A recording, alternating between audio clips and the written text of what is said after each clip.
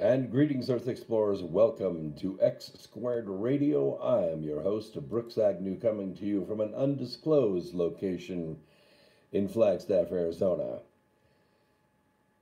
This is where the past meets the future. In here, the results are always positive. We might go a little past your imagination, but have no fear. You will be safely traveling with us. First, let me start with my Religion of Peace report. In the last 7 days, the Religion of Peace conducted 29 attacks. In these 29 attacks, they killed 97 innocent people. They injured 70 innocent people. They conducted 1 suicide blast and spread their mayhem across 9 countries. All this from the Religion of Peace. So we have a lot of news to go over tonight.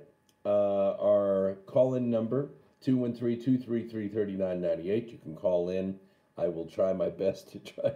I'm doing this through 2 different devices. We'll see what we can do about answering the calls. First up tonight, ballots are us. Interesting stuff in the news, and kind of infuriating too to see it come. There is another term in our lexicon. It's called ballot harvesting. Now, if you don't live in a state where this is legal, like California, you probably don't even know what this is, but I'm going to help you out. Don't worry about it. It is begun to spread across the country, and there could not be anything that is more destructive to protecting the sanctity of our democracy, our republic, than this idea. Just look at North Carolina and California. All vote-by-mail ballots cast under this division shall be voted on or before the day of the election. After marking the ballot, the vote-by-mail voter shall do any of the following. 1. Return the ballot by mail or in person to the elections official with whom it came, from whom it came. Number 2 is return the ballot in person to a member of a precinct board at a polling place within the jurisdiction. I mean, you might as well just vote in person if you can do that. And number 3 is return the ballot to the election official from whom it came at a vote-by-mail ballot drop-off location, if provided pursuant to Section 3020 or 3025. However, a vote-by-mail voter who was unable to return the ballot may designate any person to return the ballot to the elections official from whom it came or to the precinct board at a polling place within the jurisdiction. The ballot must, however, be received by either the elections official from whom it came or the precinct board before the close of the polls or on election day. And actually, that's not true, because those ballots can be returned a week late, a week after the election, even after the polls close, and it will still count, because this is the way that Ballots R Us works. Now, what is ballot harvesting? Ballot harvesting is the process where, you know how I said any person can do this, right? Where organized workers or volunteers, people you don't know, collect absentee ballots from voters, like senior citizens, and drop them off at a polling place or election office. Nothing can go wrong there, right? Well, some are so hungry to have voters participate in the process that they're willing to lower the bar for how ballots end up at the election office. They are so anxious to do this that they will sanctify any harebrained scheme to raise the voter count. They forget that we live in a free country where it is the right of everyone who meets the requirements to vote or not to vote. Not voting is actually a statement and a right of every citizen. Many think that they are not just knowledgeable enough to vote, in other words, too stupid. Many of the positions on a ballot, like some of the propositions or who should be county assessor or a judge or a district attorney, many of the people have angst if they have no clue which way to go. I mean, we don't know the difference between Bobby Ray and Sally. We don't know. You never don't know the people. You've never seen a campaign ad for them. You never saw any debates. You don't know who they are. So you just either go by the name or you go by a volunteer who really knows what's best for the party, right? Then you must think, why are people trying to make it so effortless to vote? Why indeed? You know, you don't have to think about the act of registering. The ballot gets mailed directly to you. Someone comes to your door, picks it up, never having to prove you are actually a person eligible to vote.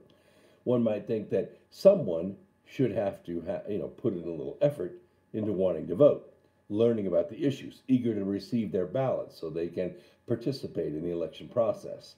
Not somebody so dumb, or you don't want to dumb the person down to the lowest common denominator and toward that end, right?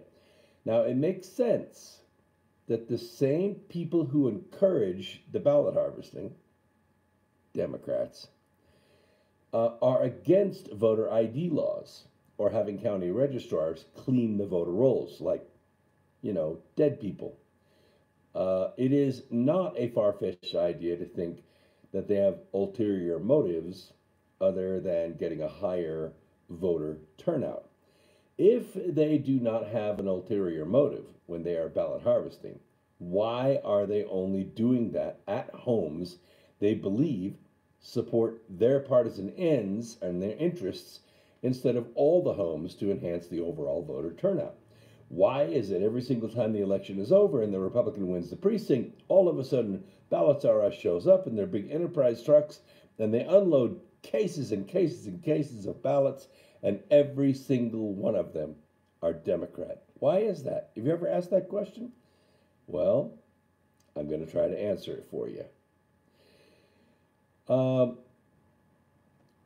It could be what happened in North Carolina in the last election when Pat McCrory lost the election by 30,000 votes. A political operative who had worked for both parties was engaged by an inexperienced Republican candidate who won election to Congress in a close race where the number of ballots in question could have changed the outcome. In North Carolina, ballot harvesting is illegal, but it appears that some Democrat ballots were picked up by door knockers. The ballots are supposed to be handled by only the voter or a close relative who either lives in the house or lives close by and wants to see their relative vote. In case somebody's physically limited, like they're in a wheelchair, they have no legs, or they are blind. Now, that happened where ballot harvesting is illegal. Some states, like California, legalized anyone delivering a ballot. You don't have to be a relative. You don't even have to know the person. Both parties participated in the practice in California. Matt Fleming, spokesperson for the California GOP, said this, and I quote, "We were well aware of the process and did it ourselves."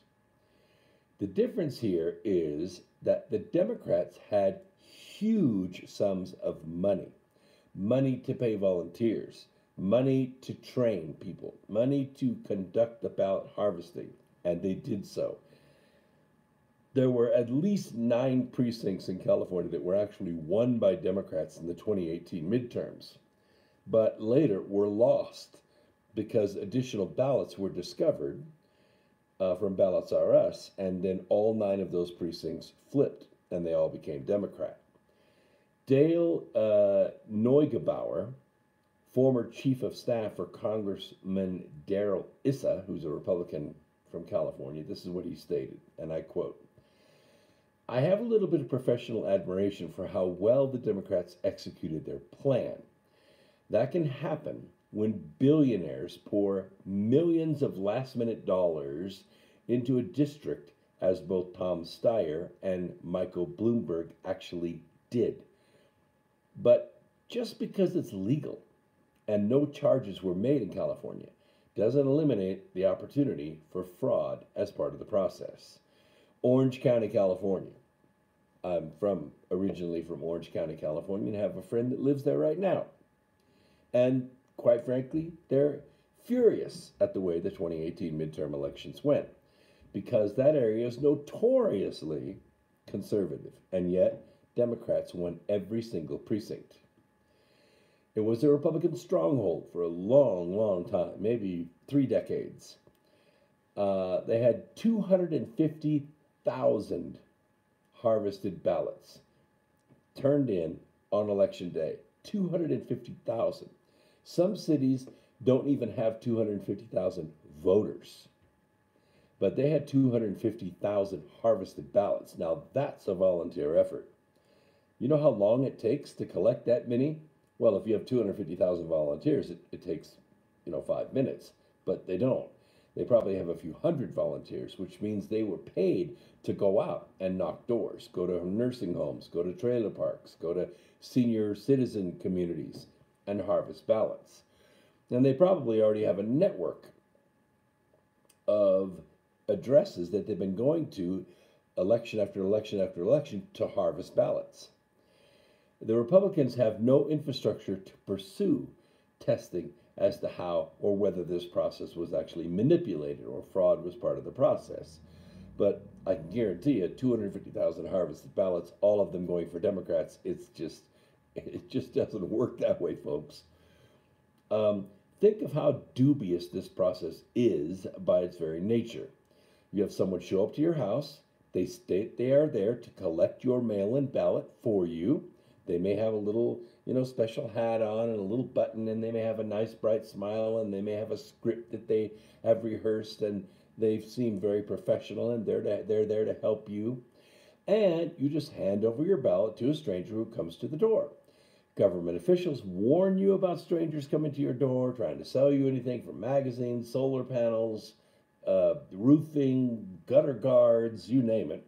But when they come to collect your ballot, somehow it's legal. They legalize someone coming to your door with potentially ginned up credentials to take your sacred ballot to the election officials on your behalf. The same people who have been hollering, Russia, Russia, Russia, Russia, meddling in our election, the same people attempted to manipulate our election process for 3 years. They're now perfectly okay with strangers coming to senior citizens' homes to pick up ballots from their house. And they're supposed to just trust that this process will work out just fine. Everything's okay. As long as they don't have a Russian accent, right? We have strangers who have been doing that for us for a long, long time. They're called postal workers, and they have done quite a fine job. They take ballots that are placed in a secure box, a USPS mailbox, and no one questions what political party you are from. Why are we allowing partisan hacks, unsupervised, to invade our election process just because they are not Russians? Well, see, there's a big difference here. The big difference is when the post office comes to pick up that ballot, it's already voted. It's already filled out by the voter. It's already signed. And it's already sealed. It's already been licked and stuck. It's ready to go in the mailbox. That postal worker has no clue how you voted. Sometimes the party's on the outside of the envelope.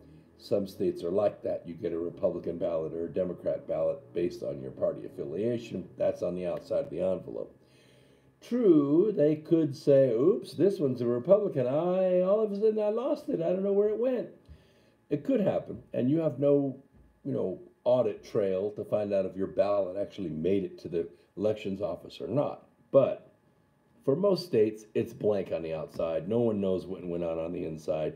It has your name, it has the return address, and that is it. And that's it. The rest of it is going straight to the elections office. The harvested ballot is not filled out. In a lot of cases, the person is blind or hearing impaired or they're physically impaired. They haven't voted the ballot yet. It's still just a piece of paper. So what does the ballot harvester do? Look, all you have to do is sign right here. Just sign your name right there. That's it. And we'll take care of everything for you, right? You're good. Everything's fine. We'll take care of everything for you, baby. Everything's okay. Thank you so much. I just really wanted to vote. You know how it goes. You know the conversation, right? These people do this day in and day out, all day, all night. That's all they do. And they get paid well to do it, just like a census taker. That's the difference between the postal guy picking your ballot up and a harvester picking the ballot up. Now, currently, and this is going to blow your mind because you just think about it. Just think about it. 16 states, not just California, 16 states address the issue of ballot harvesting, and most of them outlaw it. They know what goes on. They see it year after year. And when they catch people, they put them in prison. It happens all the time. In Texas, somebody goes to jail every single year for doing this. They still do it, and they get away with it, but some of them don't. They get caught. Somebody picks up the phone and says, hey, this person just came to my house, and they harvested my ballot, and their name is such and such, and they represented some political action committee. Boom. They go arrest them, and off they go. You can bet your house that Democrats are going to attempt to pass this process in every state on a federal level, if they can, where they control the legislature and the governorship. They see what they were able to do in California with ballot harvesting in place and buckets of money to take advantage of the law. They will attempt to permanently lock out Republicans by this process, arguing it's making voting more accessible. You've already heard Nancy Pelosi. You've seen her tweets. You've seen the Political Action Committee tweets already. The ads, the Facebook posts, the Instagram posts. We don't want people to get out of their house.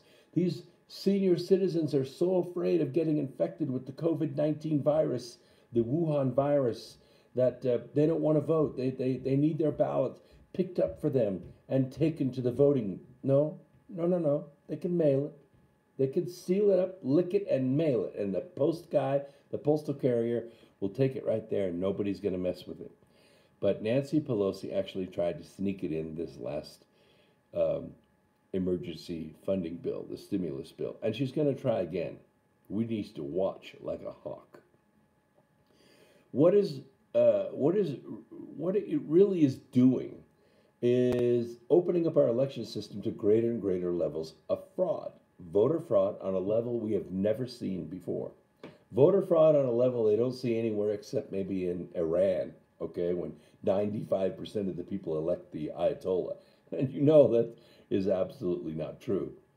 They're not going to investigate whether there are irregularities because they're going to say, oh, you're so paranoid, that's so isolated, that could never happen. And, where there are these irregularities, and then tell people that, anybody talking about voter fraud, they're just being silly. It's nothing but a conspiracy theory. Don't pay any attention to these alt-right, radical constitutionalists. Well, President Donald Trump said 2 days ago that he rejected the idea of mail-in voting on a wholesale basis. It's nothing wrong with doing it, if you're out of your state. I have done it myself, been on contract in Texas. I'm a voter in North Carolina. I had an absentee ballot mailed to me. I filled it out. I had it cross-signed in Texas. I put it in the mail and I mailed it back to North Carolina. Why? Because I couldn't get back to North Carolina to vote. That's an absentee ballot. Um, he said, I think a lot of people cheat with mail-in voting. That's what he said at Friday's coronavirus task force meeting at the White House. He said, I think people should vote with voter ID. Boom, there it is. I think voter ID is very important, and the reason they don't want voter ID is because they tend to cheat, close quote. Voter ID laws have been the subject of controversy in the past. They claim, I really don't even like saying this because it really makes me mad, and I think it's one of the most racist things I've ever heard in my life. But the ACLU and the Democrats, especially those in the head of the DNC, they claim that people of color are too stupid to vote with ID. They're too stupid to have identification. I think that's the most racist thing I've ever heard in my life, and I reject it outright. I just do. I just think it's ridiculously racist, and I'm never, ever going to support it. I think all people are equal. All people are intelligent. And quite frankly, if you are too stupid to get an ID, you're too stupid to vote. Okay? Trump said people should show up to the polls in person and they should cast their votes in person after presenting the proper identification. You should have a picture for voting. No dead people voting. No illegals voting. We have about 30 million foreign citizens living in this country. They do not have the right to vote in our country, but they are still voting. It drives me crazy when I see states like Illinois or California, or there's another state on the eastern seaboard, and I can't remember which one it is, but it's okay if illegals vote in local elections. They already have local laws allowing, because they say, hey, they live here, they work here, they pay taxes here, which they don't. They might as well have the ability to vote on legislation that may affect them and their families, and they got kids in school and all that stuff. The point is they're foreign citizens, and they don't have access to our court system, and they don't have access to our election system. But and it just gets the nose of the camel in the tent, if you know what I mean. Once they're allowed to vote in local elections, sooner or later, oops, we just forgot this was a federal election. And I'm sorry, but yeah, everyone is equal except the religion of peace. I got you. Yeah, well, stay in the chat room, will you? You don't send in the mail where people pick up all sorts of bad things can happen. By the time they sign that, if they signed it, because you never know if it's the person that's actually voting that signed it, these people sit in back rooms and just crank out ballots, thousands and thousands and thousands of them. 250,000 votes in Orange County alone. Can you imagine that? That's a lot of volunteer work, man. And all the ballots are neatly stacked, all in boxes, ready to go in the back of the Enterprise rental truck. And here they just back up to the election polling station. The truck tilts up, and the ballots just pour right into the polling station. After speaking about voter ID, Trump left the podium as reporters called after him. With state primaries being postponed and the Democrat National Convention being bumped to August of 2020, advocacy groups saw Trump's remarks as not only reckless during the coronavirus pandemic, but as an attempt to suppress voting. They will do everything in their power to protect the operations of Ballots R Us, lest they lose more than the predicted 70 seats that they're going to lose in the U.S. Congress. Voter ID would lead, I believe, to the wholesale bankruptcy of the DNC. President Trump said he would not cancel the Republican National Convention scheduled to take place in Charlotte, North Carolina in August. We're going to have the convention, it's going to be incredible, and I agree. Um, by the way, a couple things that I predicted last summer are now, I think, coming to fruition. One is, I think that the DNC convention in Milwaukee is going to be a brokered convention. I don't think with the primaries and the caucuses being delayed, I don't think there will be enough delegates in the system for the current nominees to get 50% of the delegates. I just don't think it's going to happen. Yes, yes, yes. I think that the super delegates are going to go with Biden, although as we get closer and closer, I can't turn up my audio because I'm coming to you through an iPad. And so I'm coming to you with a microphone on the iPad. It's a little quiet. I realize that. I'm speaking as loudly as I can, but I don't have an external microphone. I'm on the road in Arizona, so I'm as loud as I'm going to get. We'll take a quick break. YouTubers hang out. We'll take a quick break on Truth Frequency Radio Network, where we are live on audio. And we'll be right back after this. Don't go away.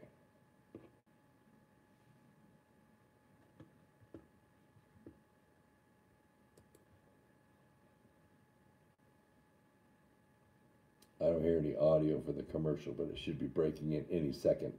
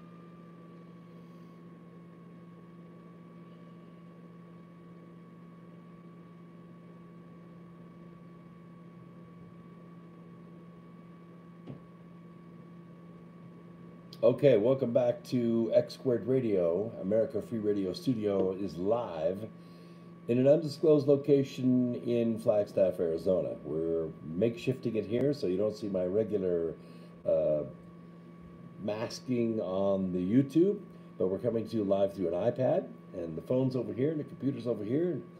Now I have the chat room up so I can interact with you guys. Thanks for reminding me. Cindy G says every single elected official that infringed on the Constitution or reacted irresponsibly should be primaried at the next election. And I couldn't agree more. And by the way, thank you very much, David, for the $5 donation on Top Chat. That helps very much. Any donations that come into Top Chat are automatically going toward the expedition, all the expenses to putting that on. He says the need for all these elaborate cheating schemes argues against the idea that our votes don't count. You're exactly right. Every vote counts, and elections do have consequences. And the Democrats know this very, very much. It's not so much that, they think they have all that much political power as far as a legislative power goes. What they really want is the heads of the committees. That's what they want. And all they really need is the majority by one. That's it. Once they have the heads of the committees, then they can fill their subpoena cannon and they can fire it and they can keep the president on defense all the time. And that's why they've been doing that. Yes, and Simhi says, anyone else notice that the virus graphic, that's the thing that shows up, in the lower third of all of the news broadcasts, the virus graphic comes in many colors on the fear-mongering TV news shows. Have you read the Smith-Mund Modernization Act yet? Yeah, I've read it. It's an interesting manipulation of information that people are presented. All right, I don't know if you heard this or not. Social distancing is like, I want a horn on my truck instead of the normal honk.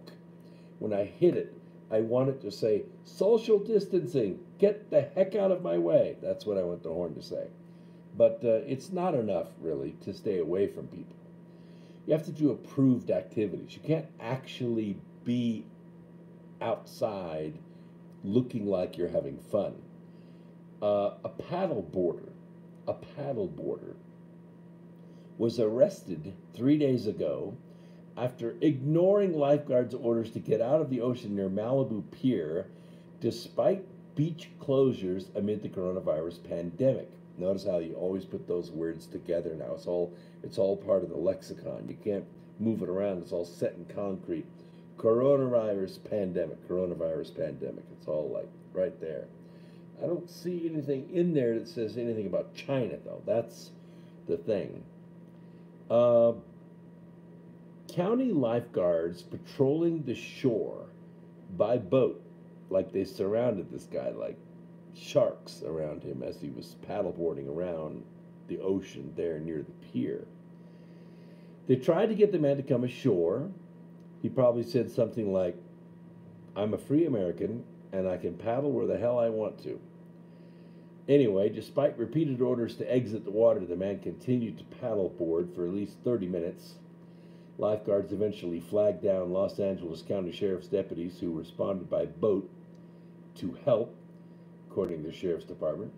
Video of the incident taken by bystanders along the shore and later posted to social media shows the man paddling toward the pier while being pursued by lifeguard and sheriff's boats.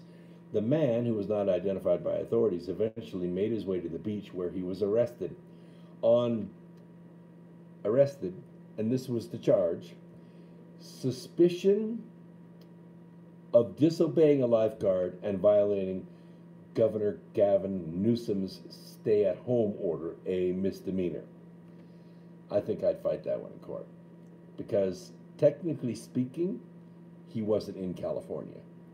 Technically speaking, he was on the water. That would be different jurisdiction. Photographs from the scene show the man in handcuffs being led down the beach by two deputies. He was booked at a sheriff's station in Calabasas And was released on a promise to appear in court. The man faces a fine of $1,000 or 6 months in jail, or both, if convicted of violating the state order. I think I'd make them feed me for 6 months, don't you? While many police agencies have taken an educational approach to keeping people off the state's coastline, this isn't the first time someone has faced consequences for being in the ocean. A surfer, now this is like as American as you can get. A surfer in Manhattan Beach was fined $1,000 last weekend after he was accused of similarly ignoring warnings by police and lifeguards cautioning him not to go in the water. It's not clear how many people in the region have been arrested for violating the governor's order. Staying at home was somewhat slow to catch on, with people packing the beaches, parks, and hiking trails in the early days, a move that eventually forced officials to order closures. Public health officials say beaches pose a threat by drawing large crowds of people who congregate too closely and could easily spread the virus. The California Coastal Commission, the gatekeeper of the state's landmark law that deems access to the beach a fundamental right, has allowed local officials to put up temporary signs and barricades citing the need to protect public health and safety. Kim Prather, a leading atmospheric chemist at Scripps Institute of Oceanography, told the Times this week that she fears the COVID virus is actually caused by SARS-CoV-2, and it could enter coastal waters and transfer back into the air along the coast. I wouldn't go in the water if you paid me $1 million right now, she said. Wow. Yeah, man, wow. Maybe seals can get it. Maybe dolphins can get it. Oh, no. We'd have to keep them healthy, don't we? Thanks, Margaret, for coming in the chat room. She says, and I quote, shall not be infringed. First, second, third, fourth, fifth, etc. amendments of the Constitution. And here we sit. Exactly right, Margaret. Very, very astute. Yes, take your shoes off in the house. We all do that, Chuck. Don't worry about it. Who wears shoes in the house? Can I see a show? Nobody wears shoes in the house, Chuck. Come on. Where do you live? In a barn? Dr. Fauci has changed his story more often than a used car salesman with a salvage title. And that's Cindy. Nothing wrong with a salvage title, Cindy. They're perfectly all right. I don't mean a car that's been caught in a flood, but sometimes, we build hot rods and you have to use a salvage title to get them on the road. It's okay. Or a reconstructed title. Yes, Bill of Rights, please. Absolutely. But see, all that's being trampled on, and I'll cover that a little bit more tonight because, we're losing rights every single time we have a crisis like this. They don't pass up the opportunity to take them away from us. And to tell you the truth, the stay-at-home order may actually be making things worse. I tweeted this out, and by the way, I had a weird thing happen with Twitter. I don't know if this has ever happened to you or not. Piper caught this. I didn't catch it. And that is, my Twitter showed up with a little padlock next to my name, and nobody could retweet what I was tweeting, which kind of made me think I was in Twitter jail or something. It turned out some nefarious person had gone into my Twitter account and clicked the little box that said only people that know me, that follow me, actually officially follow me, can see my tweets. Well, what happens when you click that is people that know you, that see your tweets, can't retweet them because it might retweet to someone that doesn't know me. Now, who would have gone deep into my, privacy and safety and accessibility and clicked that box? I have no idea. I certainly didn't do it because I've been trying to go viral since I've been on Twitter. And that would be the exact opposite thing to do. But I tweeted out this, and I think I'm pretty accurate in this. You can respond in the chat room if you want to comment on this. The only way that the COVID-19 virus is going to not affect humanity again, at least in the United States, is if 100% of the people in the country become infected, right? It's the only way because we are the cure. We always have been. Once you catch the virus, you build antibodies against it. Once you slug your way through the symptoms and you recover, which, by the way, about 98.5% of the people do, then you can't get it again. You're immune to it. You don't need a vaccine because we are the vaccine. Our plasma is the vaccine against the virus. It can never come back again. So, in a way, the stay-at-home order is actually making things worse. It's making things worse. It is a severe virus. Nobody's putting that down. I think SARS was way worse. Fortunately, it didn't become an epidemic in this country, but it was way worse. It had like a 3% kill rate, which was crazy, crazy severe. Of course, it wasn't all that contagious. You really had to, exchange bodily fluids to catch this thing.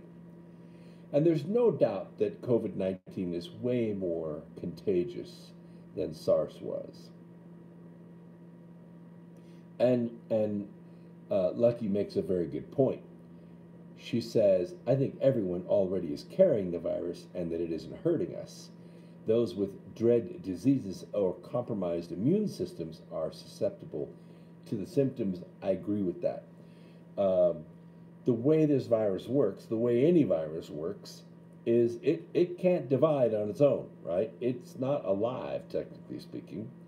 It has to use our system to divide. So what it does, it attaches itself to a cell, injects its genetic material into the cell, the macrophage falls apart, the genetic material is replicated by the nucleus of our cells many, many times.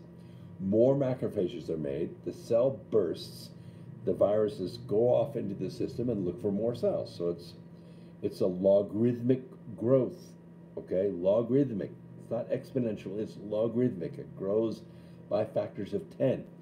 Now, the way that this virus is responded to by the average body is you have sort of a three-phase, and people in the chat room are saying, I swear I had this virus last year. Me too. I swear I had it. All the symptoms exactly the same, like, really jumping on your lungs and really making it tough to breathe and lowering your blood oxygen content, but it only lasted for a few days. The cough maybe a week or 10 days, and you're over it. So I'm probably immune. I had it in January. Lots of my friends had it in January. I talked to a guy that came back from an event in Vegas in January, and he had it, and he suffered through it at home. So anyway, let me get back to what I'm talking about. The physiology of the body responds because if we didn't, we wouldn't be here. We've been here for tens of thousands of years, and we walk through swarms of bacteria and viruses every single day from the day we're born to the day we die. And the fact that the human race is here means that we can fight it off. Our bodies are quite amazing in doing this. If everything's working, if all cylinders are firing, as Dr. Shiva would say, then everything works fine. You have several responses.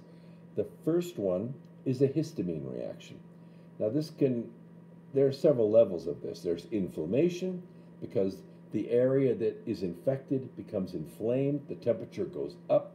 It's part of the body's defense mechanism to try to kill it off, to try to irritate it, to try to draw the other body's defense systems to the area, like swelling and fluids.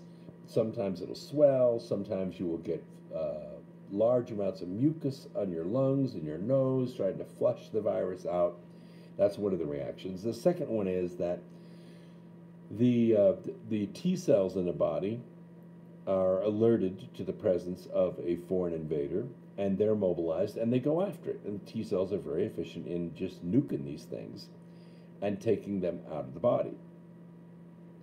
Now, when you have an infection that goes pretty quickly, you'll get a large amount of T cells, and that's called pus.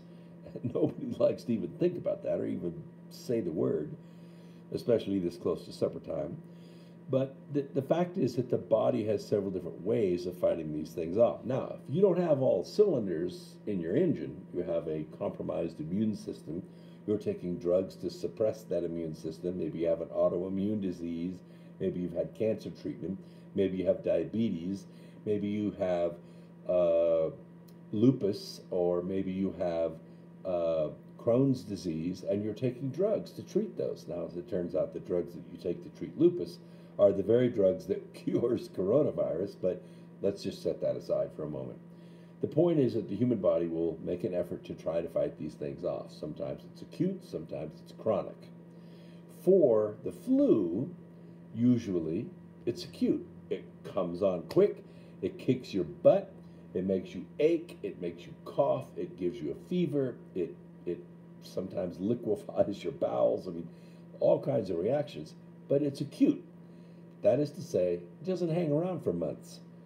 It hangs around for a few days, and then your body gets a leg up on it and you fight it off. Now, for some people, their blood oxygen level gets very low because the alveoli is all covered in mucus, and no matter how you breathe, you can't get any oxygen into your blood. This is a big deal. And so consequently, sometimes you have to use a respirator with a little bit more oxygen in the mix so that you get your blood oxygen levels up to where they need to be. Cindy says, I read that fluids should be avoided with coronavirus until you suspect dehydration. Probably not a good idea. I would say you probably need to wolf down the water, because the body always works better with plenty of hydration. We have lots of systems that work in our defense, from the gut all the way to the endocrine system, and they all work better with plenty of water. So I would say you probably need to keep plenty of water going. Besides, the mucus tends to get very thick and very kind of colloidal, like jelly-like, very hard to expect if you don't have a lot of water in your system.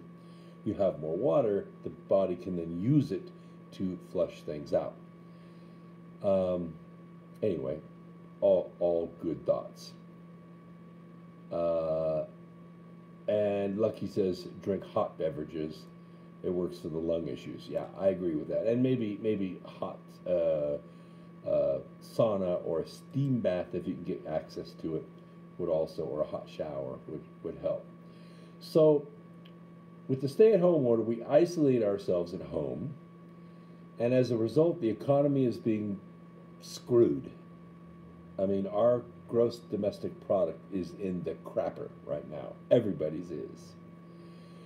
A lot of people are out of work, and some people had money saved up, but most people didn't. Most people are living not paycheck to paycheck, but day to day. Day to day. People that, work at nail shops and cut hair and mow lawns and paint houses, they're working day to day. Forget about paycheck to paycheck. They don't have the money to kind of weather this thing, so they're not happy. We accept the inconvenience to allow the medical system to handle the many people who have become infected, so to speak. I don't know. I've been to a couple of hospitals myself. I didn't see any lines. I have seen citizen reporters on YouTube for a week going from place to place to place, including these tent cities that have been set up, and there are no lines. There are no bodies stacked up. There are no, all the beds taken up. There's a lot of vacancies. All this is made up. It's all fabricated. So the only way we're going to beat COVID-19, one of two ways. Either everybody gets it and we all fight it off together. We just have a big COVID weekend, put the football games on, and let's slug our way through it, and we're done with it. Everybody's healed. Or we develop this thing called herd immunity. Herd immunity basically means this. Once a certain percentage of the population develops immunity to the virus, the rest of the population will also be protected because there's not enough of the herd to spread it. Okay? It's only if you get all the uninfected people together and then infect one of those people. But that's not what happens. They're interspersed. It's a herd, right? So if 80% of the people get COVID, the other 20% are probably not going to get it because the 80% are going to be cured of it by their own immune systems. And so then they're not going to be able to infect anybody else. This is why we don't need to vaccinate 100% of the people. What's going on out there, this sale of a vaccine or this talk of a vaccine, it's all about the money. It's all about the money, okay? The media, the policymakers, they come on 3 times a day with these 2-hour press conferences, and they talk about if we had a vaccine, everything would be different. But since a vaccine's not available, and it ain't going to be available this year, we got to wait for enough people to be exposed and develop immunity. In the meantime, we are being told to quarantine as much as possible so the medical system can deal with the many people who become infected. Unfortunately, it's a lot more complicated than that. What the media and the policymakers are not telling us is that the longer we delay this development, like if we actually delay all this, we flatten the curve out, so to speak, until it gets to next flu season, we're screwed because it comes back again, and then we have all the cold weather to go with it. And it's as if we want to maintain this quarantine indefinitely. So you got to ask yourself the question. I am. Why? Why? Why is this the case? Why are they doing this? The reason is that only young and healthy people contribute to herd immunity. Elderly people don't contribute. They don't contribute to herd immunity. Only young people. Elderly and medically ill people generally do not contribute to the herd immunity. Only the young people. Because their immune systems are not strong enough to develop an immune response. It's kind of worn out, but it's also very experienced. You know, when H1N1 came through this country, it wasn't my age people that got it. We didn't get it. It was young people that got it. It really hurt young people. Lots of people died, like 12, 14,000 of them. Old people didn't. Why? Because we were already exposed to an older version of that flu. We'd already developed immunities to it. That's why we didn't get it. That's why the demographic was shifted. This one's different. This one's different. Nobody's immune to this right now. When you get it, you got it. But young people have a good, strong system to be able to fight it off, an immune system. Old people, we don't have antibodies against it. We've never seen this before. We have a lower immune system. It's harder for us to fight it off. You get it? Elderly people don't contribute to the herd immunity. So, I mean, this isn't new. This isn't breaking science. Everybody knows this. Even with animals, we know it. To illustrate what happens when you don't have herd immunity, all you have to do is look at these other outbreaks. In 2019, actually, not very long ago, right? In 2019, there was a massive outbreak of measles. Yeah, measles. And it was in New York City. And in 2014, a measles outbreak in Disneyland sent a number of cases to a 20-year high. You see, without herd immunity, things that the herd has been immune to for a long time, without that, you get spikes in illnesses because you have people that are not immune to a disease. And of course, measles is very contagious. Indeed, the Imperial College modeling says this, and I quote, once interventions are relaxed, infections begin to rise, resulting in a predicted larger peak epidemic later in the year. The more successful a strategy is at temporary suppression, the larger the later epidemic is predicted to be in the absence of vaccination due to a lesser buildup of herd immunity. Close quote. You have to have the herd immunity or you're going to get a later infection. And that's what we're actually worried about right now. We're just entering summer, okay? Typically, flu doesn't do well in the summer because the virus doesn't survive sunlight. If it's exposed to sunlight, it dies. And people are not inside a lot during the summer, which means the virus is not contained inside a container like a house or a bus or something like that where people are enclosed. It's You're more out in the open, and so you're less susceptible. So you know we're going to take a quick break. You'll hear the music in just a second, and we'll go ahead and go to break, and you YouTubers hang out, and we'll come back right after that. There we go. Be right back.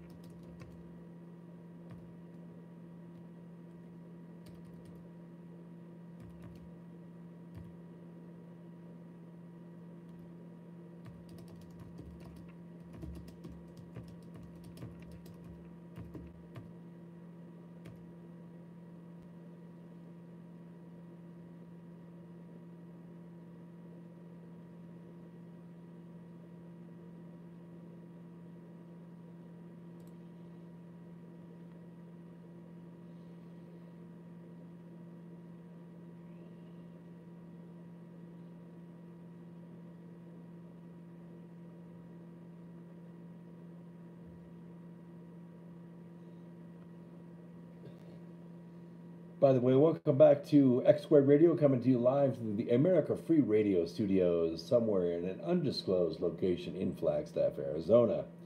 By the way, thanks so much for the compliments and the comments in the chat room. Chick, good to have you aboard. Thanks so much. Sorry that I make people think, but I also try to connect the dots for you.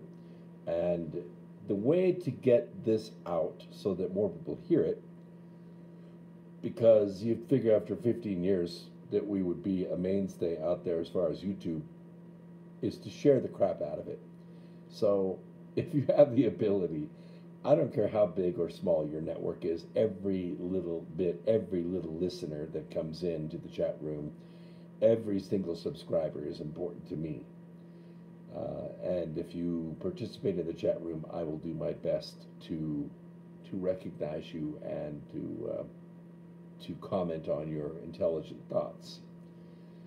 I want to skip ahead because I don't want to talk too much about this herd immunity thing, but you have heard the term on the news, especially in some of these news conferences and press releases and press conferences, and I want you to understand what it means.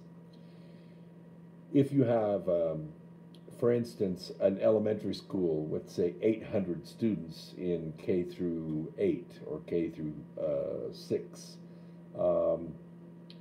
and 80% of the students are vaccinated, or 80% of the students have already had an illness and are immune to it, then no one else is going to get it.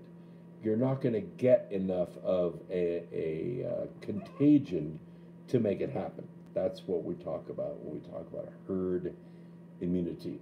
Not like herd like I heard this. I mean herd like a herd of buffalo. If a herd of buffalo is called a herd, everything has its own thing. I don't think it's a gaggle of buffalo, but it's probably a herd of buffalo. All right, I want to talk a little bit about who's who. I don't mean who's who. I mean who's who. World Health Organization. By the way, if you missed something, and because there'll be an exam at the end of this, if you missed something in one of my programs, we don't call them shows around here, they're called programs. If you missed something, you can always get my notes, the notes that I write up over the 7 days that I prepare for this program, because we're live every Sunday night, every Wednesday night on YouTube at 8 p.m. Eastern Time. Then you can always go to my website, which is americafreeradio.com or xsquaredradio.com or x2-radio.com, or you could just put my name in Google. It's so simple. Anyway, if you go there, you'll see a button right there that says Program Preparation Notes, Show Prep Notes. Click on that, select the year that you want, and I usually keep about 4 years up there. I think I have 17, 18, 19, and 2020 up there. You select that, it's going to pull up a calendar. It has every single broadcast day on that calendar. And all you have to do is click on the date, and it will open my notes. And sometimes I have 50 pages of notes with links and videos and all kinds of stuff. And you can make yourself really smart on some of this stuff by going over my notes. So who's who? Actually, Paul Watson on Summit News wrote most of this. I want to give him a little bit of credit on this, because it's important you understand what's going on. Like who's on first and what's going on. The Director General of the World Health Organization, that's actually WHO, right? WHO. He is a former member of a violent revolutionary communist party in Ethiopia. By the way, that's also known as Somalia. We have a congresswoman from Somalia. You're aware of this, right? Yeah. Anyway, he actually denied emergency medical treatment to an ethnic group. What would you call that? He personally managed the extradition of dissidents who were later imprisoned and tortured. That means he started it, he maintained it, and he actively obstructed the world from finding out through murder and subterfuge, according to documentation recently obtained. The head of the World Health Organization, Tedros Adhanom Ghebreyesus. I'm not going to say that every single time. We'll just call him Tedros. Uh, he takes his orders directly from guess who? No, not the CIA. No, he takes his orders directly from the Chinese government. Yes, he repeatedly parroted Chinese Communist Party talking points, constantly heaping praise on Beijing's response to the coronavirus, despite the fact that China hid the truth long enough for this thing to get a really good head start on spreading and hurting people, specifically in this country. He also silenced scientists and doctors who were trying to warn the world. Now we know why. You always wanted to know, and that's why you listen to this program. John Martin explains in his excellent piece, The Crimes of Tedros Adhanom. During his time in Ethiopia, the World Health Organization chief was a member of the Tigray People's Liberation Front, also known as the TPLF. This is a violent communist revolutionary party which was listed as a terrorist organization by the U.S. government as far back as the 1990s. Now, once you direct a genocide, you don't just like all of a sudden come to Jesus and then stop being that person. It doesn't happen that way. According to one Ethiopian newspaper, Tedros was listed as the third most important member of the Politburo Standing Committee in the TPLF. Martin writes how the TPLF engaged in systematic discrimination and human rights abuses by refusing emergency health care to the Amhara ethnic group because of their affiliation with the opposition party. In other words, when anyone in the Amhara got sick, Tedros let them die. That's like saying, anybody in the Republican Party gets sick, you go to the emergency room, they don't admit you because you're a Republican. How would you like that? The Ministry of Health that oversaw these abuses was led by him, by Tedros, personally. Birth rates were recorded to be significantly lower in the Amhara region compared to other regions, and 2 million Amhara people just disappeared. 2 million. They just disappeared from the earth from the subsequent population census. Why? Why do you think that was? Because Amhara mothers were refused prenatal care, and pediatrics were denied to Amhara babies because they were members of the opposition party. Now, how did Tedros get this special position of power working for the Chinese government? It's very simple. He covered up cholera outbreaks in his home country of Egypt. That disease spreads when basic hygiene is denied a community, kind of like homeless people in San Francisco. That's how cholera spreads. Tedros has, of course, denied the allegation, which centered around claims he had downplayed cholera epidemics in Ethiopia in 2006, 2009, 2011, by passing them off as acute watery diarrhea. BS. That is not surprising at all. It is standard procedure to hide the gun behind your back while facing the cameras. International organizations were pressured not to call it cholera, despite UN testing the infected and finding cholera, and they were pressured by government employees not to reveal the number of infected. Another stunning victory for the health minister, Mr. Tedros, who happens to be the head of the World Health Organization. Now, After he was appointed foreign minister of Ethiopia in 2012, dissidents and journalists across the country were subjected to brutal government crackdowns, leading some to flee to exile to Yemen. Now, Tedros was personally responsible for negotiating the extradition of these dissidents back to Ethiopia. In other words, after they fled, they got away. They said, "We're out of here. We're not going to take these beatings anymore." He led the effort to extradite them from Yemen back to Ethiopia so they could get their asses kicked. One such case was a British citizen whose name was Andy Tsege.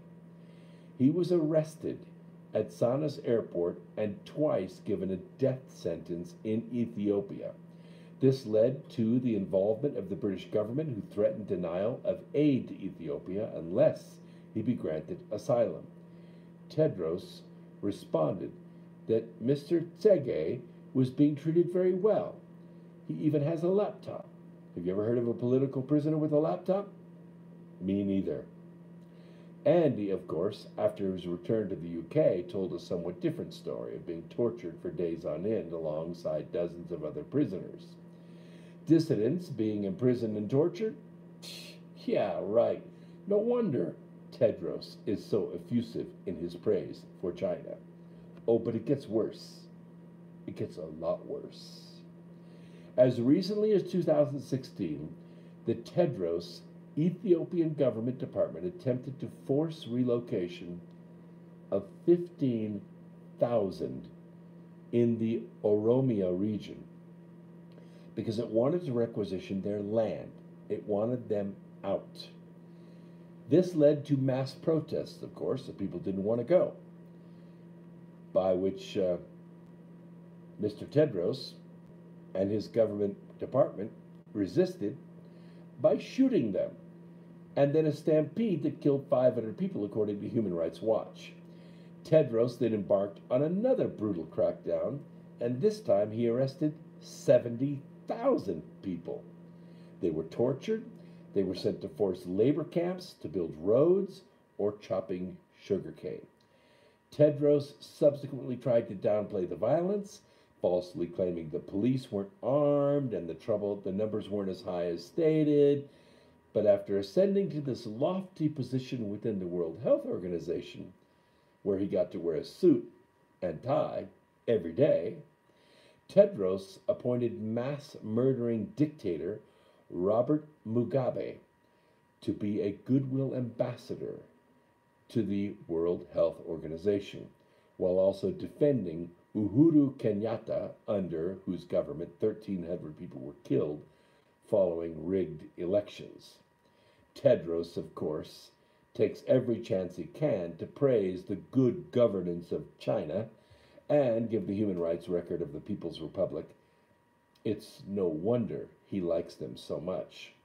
From projects like media propaganda centers, mass relocations, social credit style scorecards, Ethiopia's governance in many ways resembles a carbon copy of the Chinese authoritarian model, complete with a one-party state and focus on profit over human rights. Sound familiar?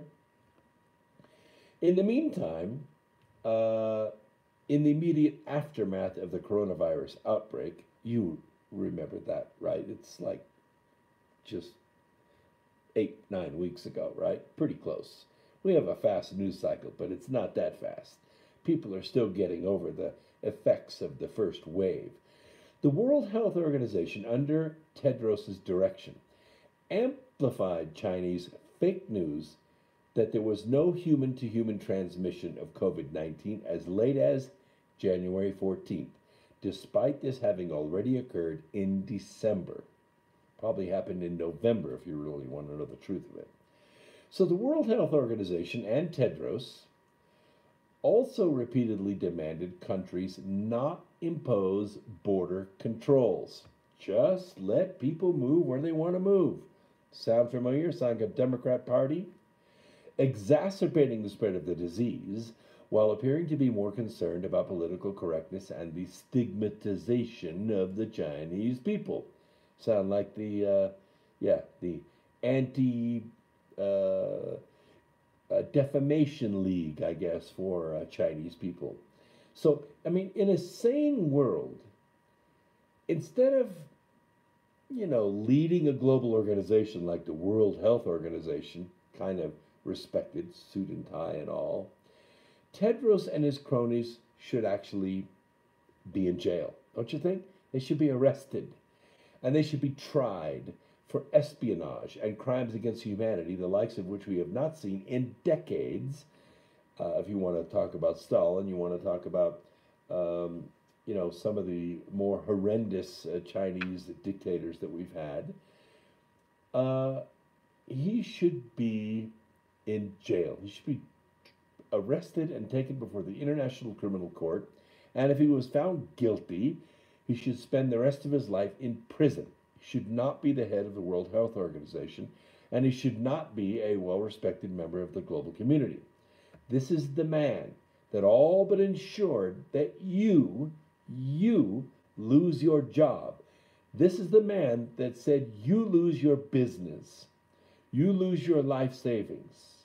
I have friends that lost $50,000 in their 401k because of Tedros. Exactly right. Thousands upon thousands, hundreds of thousands of Americans are now infected with this virus because of him, because he downplayed the health effects. That's your World Health Organization. And that's why I wanted you to know the truth. All right. So what is this pandemic? And why is the lower third, that's when you look at the TV, the lower third is the part right down here. The little ticker that goes across the bottom, the alert, this is a Fox News alert. Why is that filled with the word pandemic? What's the real pandemic? I'll tell you what it is. Today is April 5th, right? We're basically almost a third of the way through the year. Did you know that as late as March 11th, which was not long ago, a couple weeks ago, it's nothing in news cycle, nothing. Mayor Bill de Blasio was still telling New York City residents to carry on life as normal. But wait, isn't New York like the epicenter of everybody dying? Wasn't Cuomo just on the news complaining about how badly his city was being ravaged by this terrible illness and people were dying and they're stacking them up like cordwood and having to throw them in the freezer because we don't have enough room to process them? It was Mayor Bill de Blasio that said, if you're not sick, you should be going about your life. By the way, 2 days later, Italy had announced a national lockdown to prevent the spread of coronavirus, and cases were already beginning to appear in New York. But Mayor Bill de Blasio did not close the city's schools for 4 more days.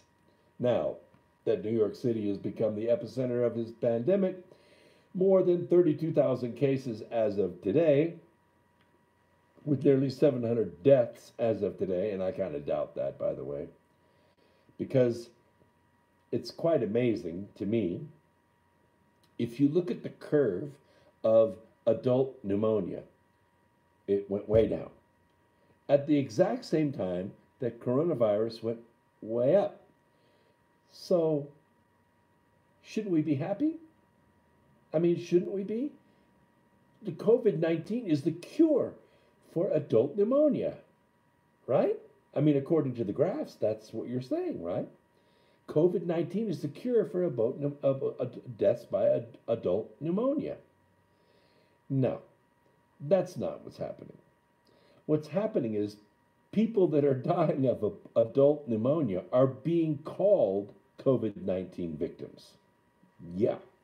And how about the little girl that choked on a toy, strangled, and died? That was also COVID-19. Don't trust what you're hearing about these deaths. When they did autopsies on the Italian dead, guess what they found? Oh, yeah, they had like 12,000 dead people, right? Six, not 6,000, not 600, six had coronavirus. Six. They said the other day 2,800 people died in New York City today. Yeah, well, 2,600 people, 2,800 people die every day in New York. Every day. But they're all now suddenly COVID-19 victims. All of them. You don't connect the dots.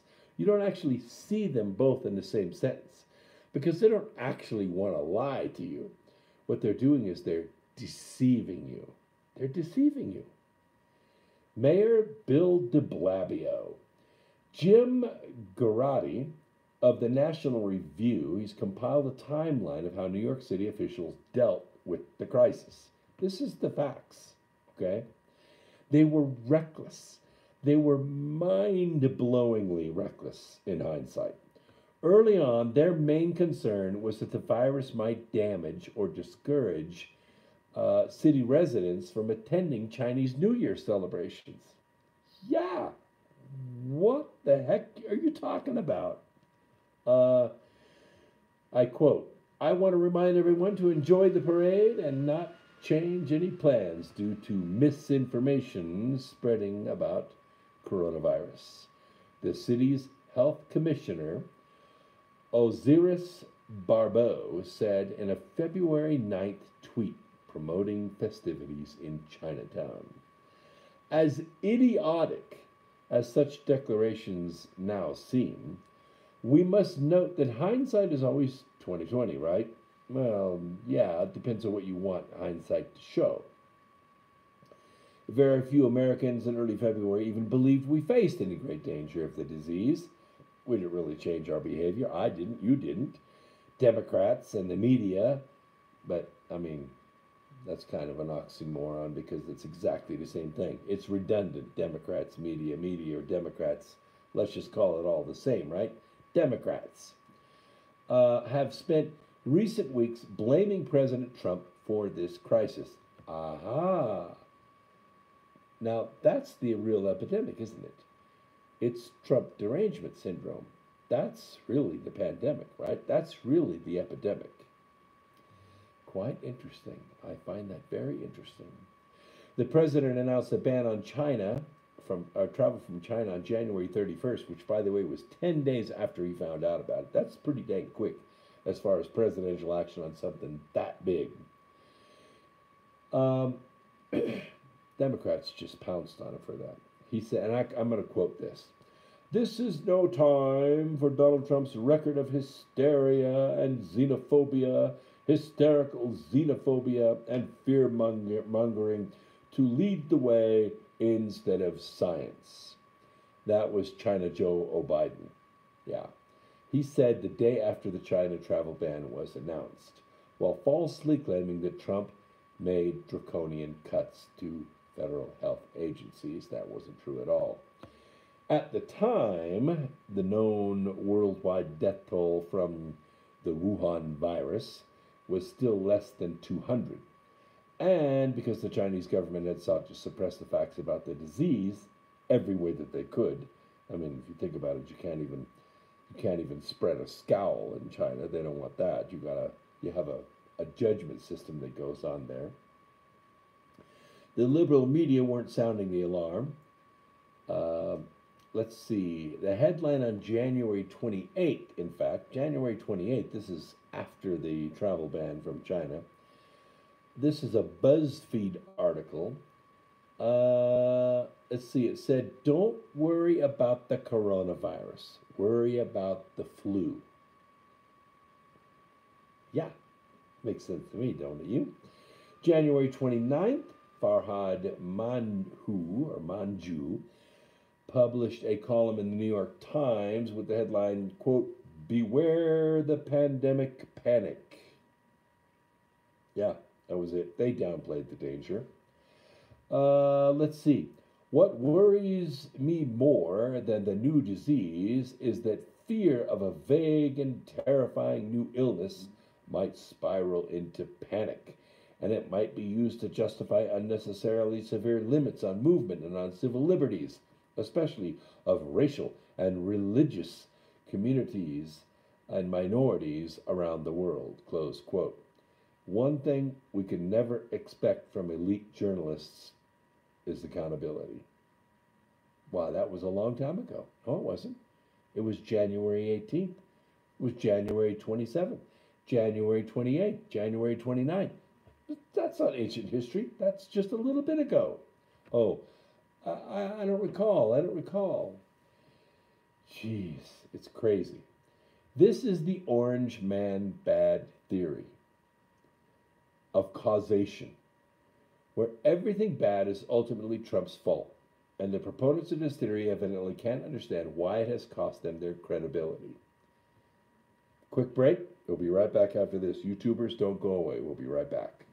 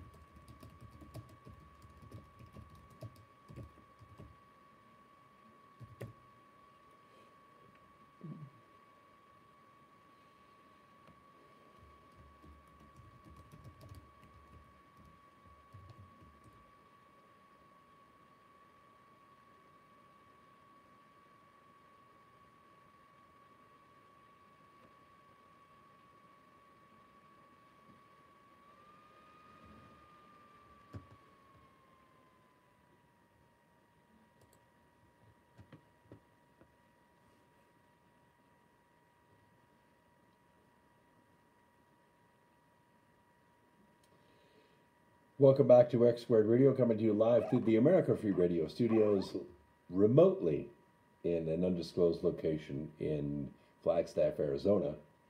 Um, as you know, we cover a lot of different subjects on this program. It's a 3 hour program on Sundays, 2 hours on Wednesday nights, always at 8 p.m. We simulcast, so we're on Truth Frequency Radio Network, which is available at tfrlive.com, tfrlive.com. If you want to get there and listen to my programs, like if you missed last week's program or the week before, there have been over 270 programs on there now, you can always go to tfrlive.com/X2 Radio. That's our code. X2 Radio stands for X Squared Radio. You can access all my archives, and I've interviewed tons of really famous people, way more famous than me.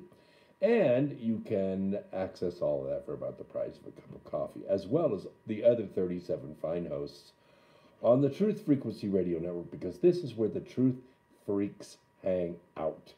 And we're not afraid to let our truth freak flag fly. I personally am the voice of the revolution. Right now, the revolution is very soft. We've kind of taken this stay-at-home order in stride. Yeah, okay, I need to catch up on some binging on Netflix and Amazon and Disney Plus, but you know what? That's all gone. We've already seen all that stuff. We've eaten all the stuff in the fridge. We've eaten all the stuff in our freezer.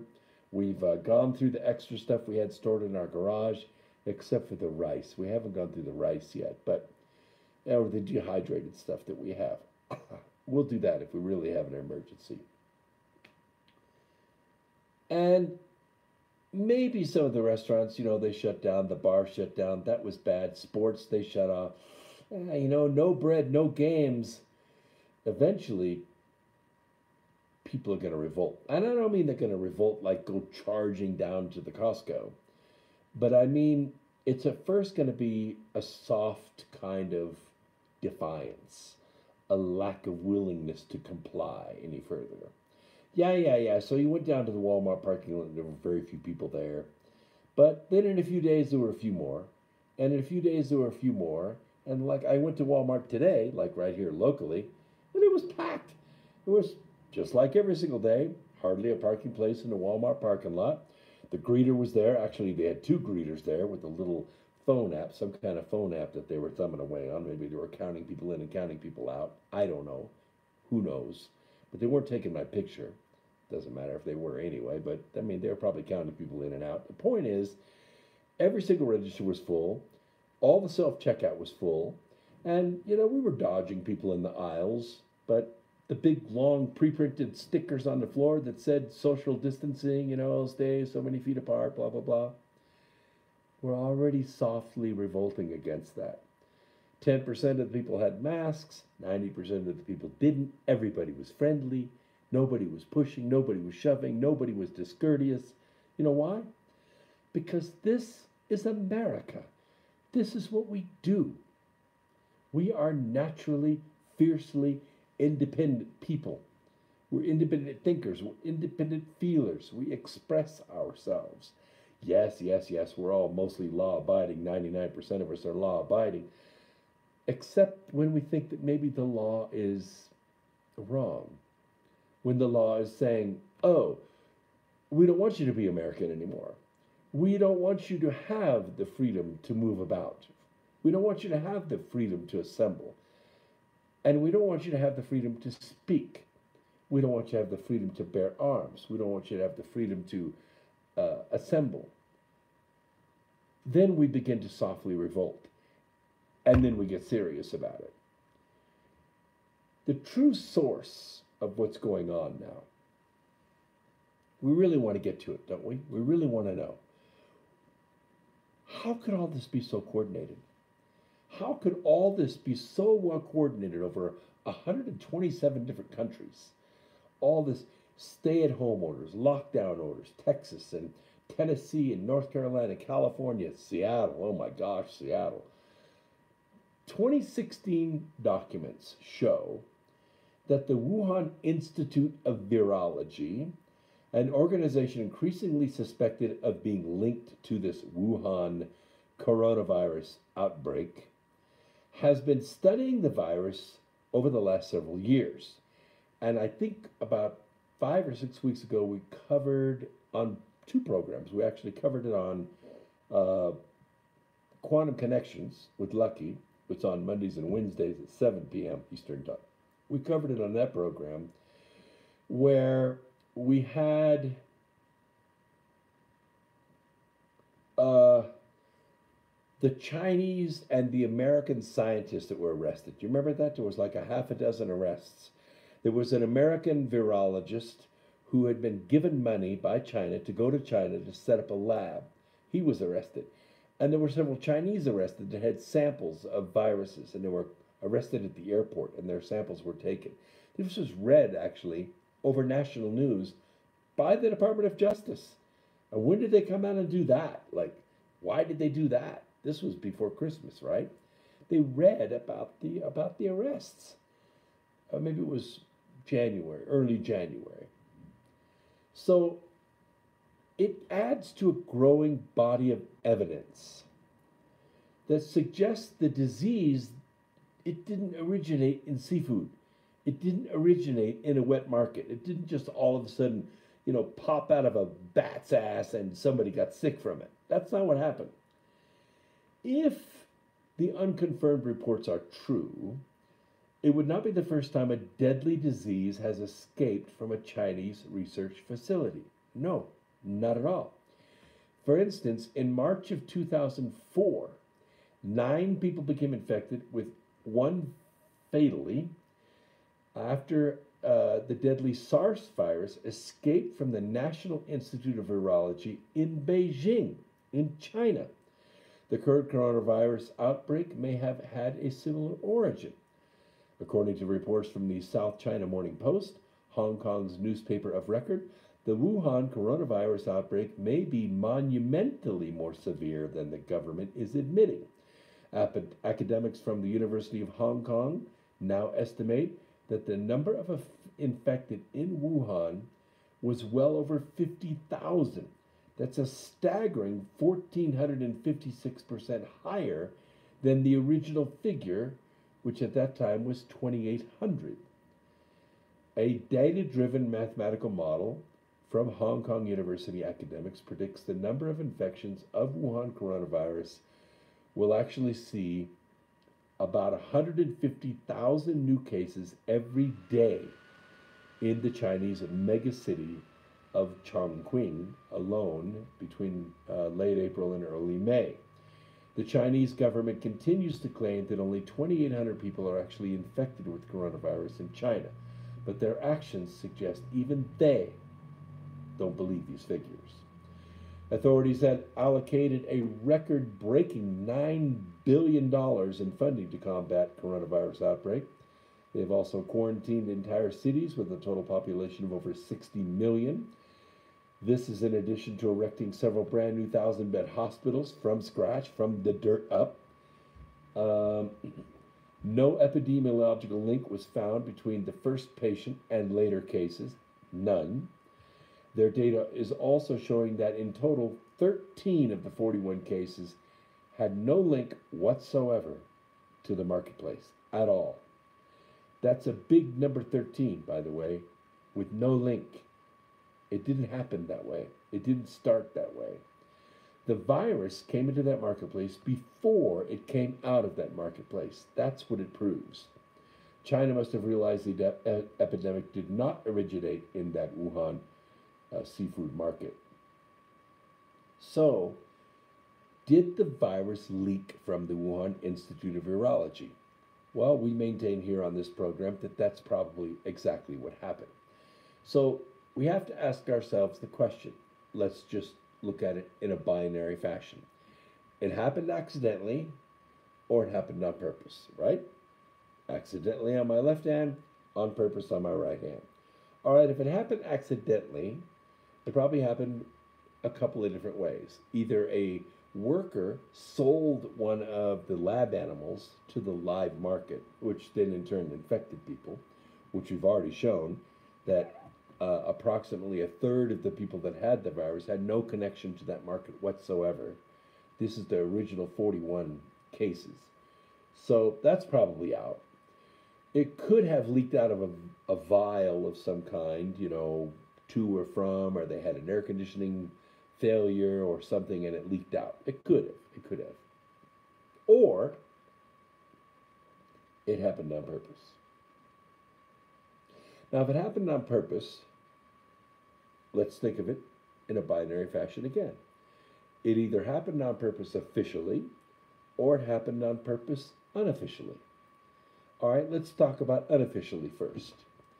Suppose, I'm not saying this is the fact, but let's just suppose, because we're doing a thought experiment here, that a person who worked at this Institute of Virology in Wuhan, suppose it was a dissident.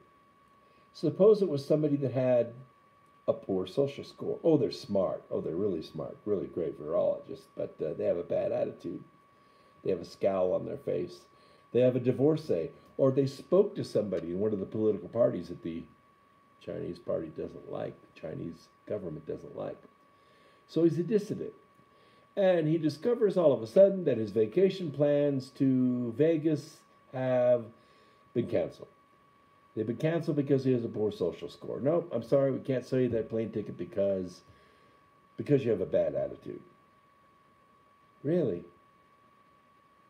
I have a bad attitude. You say that I'm vindictive. Well, we'll just see about that. And so it gets released on purpose, but not officially. The dissident gets aboard a train, he wafts it around here and there, and next thing you know, we have an outbreak on our hands, a la 12 Monkeys. Or the outbreak was official. Chinese New Year comes on, all these people come home from working all over the world to enjoy being with family, being close in, having plenty of, alcohol and friends and parties and off of work for a month. Let's release the virus during that time. Let's get a couple million people ill with this virus. They won't show symptoms right away, but they're all going to be contagious because we know how this great disease works. And then Chinese New Year's over, or maybe they want to jump on it, beat the rush, let's get out of here a week early. Off they go to Seattle to work in the health industry, to Italy to work in the tech industry, to Southern California, Middle California to work in the tech industry, to New York to work in the food and entertainment industries. And guess what happens? Those people, asymptomatic or not, infect millions. And we suppress any news about a real infection happening for weeks, 3 weeks, 4 weeks, 5 weeks. We don't say a damn thing about it. We just let it go. And we have our official anti-defamation crews ready to go on Facebook and Twitter and LinkedIn and all over the radio stations and certainly in Hollywood. You better not blame China for this. You better not say the word China. You better not say the word Wuhan. We're going to jump on you. We're going to cut your funding off. We're going to take ads out against you. We're going to fund political action committees, which will put you out of office. And guess what? That's exactly what freaking happened. That's exactly what happened. I have all the evidence on my side. I just carried you through a binary thought experiment in 10 minutes. And now you know what's going on. So what about this First Amendment war that's going on? Americans have always valued the right to speak freely, just like I'm doing with you. Just me and a few thousand of my friends having this conversation right now. Especially against our government. Absolutely, positively protected among all else, right? That's the whole reason why the First Amendment exists. History has shown us that in order for tyrants to force socialism into power over the people, they must first terminate free speech. Speech with swift and terrible retribution is the key to success for socialism.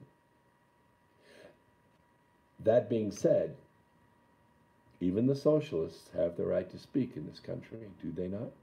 We have one running for president right now.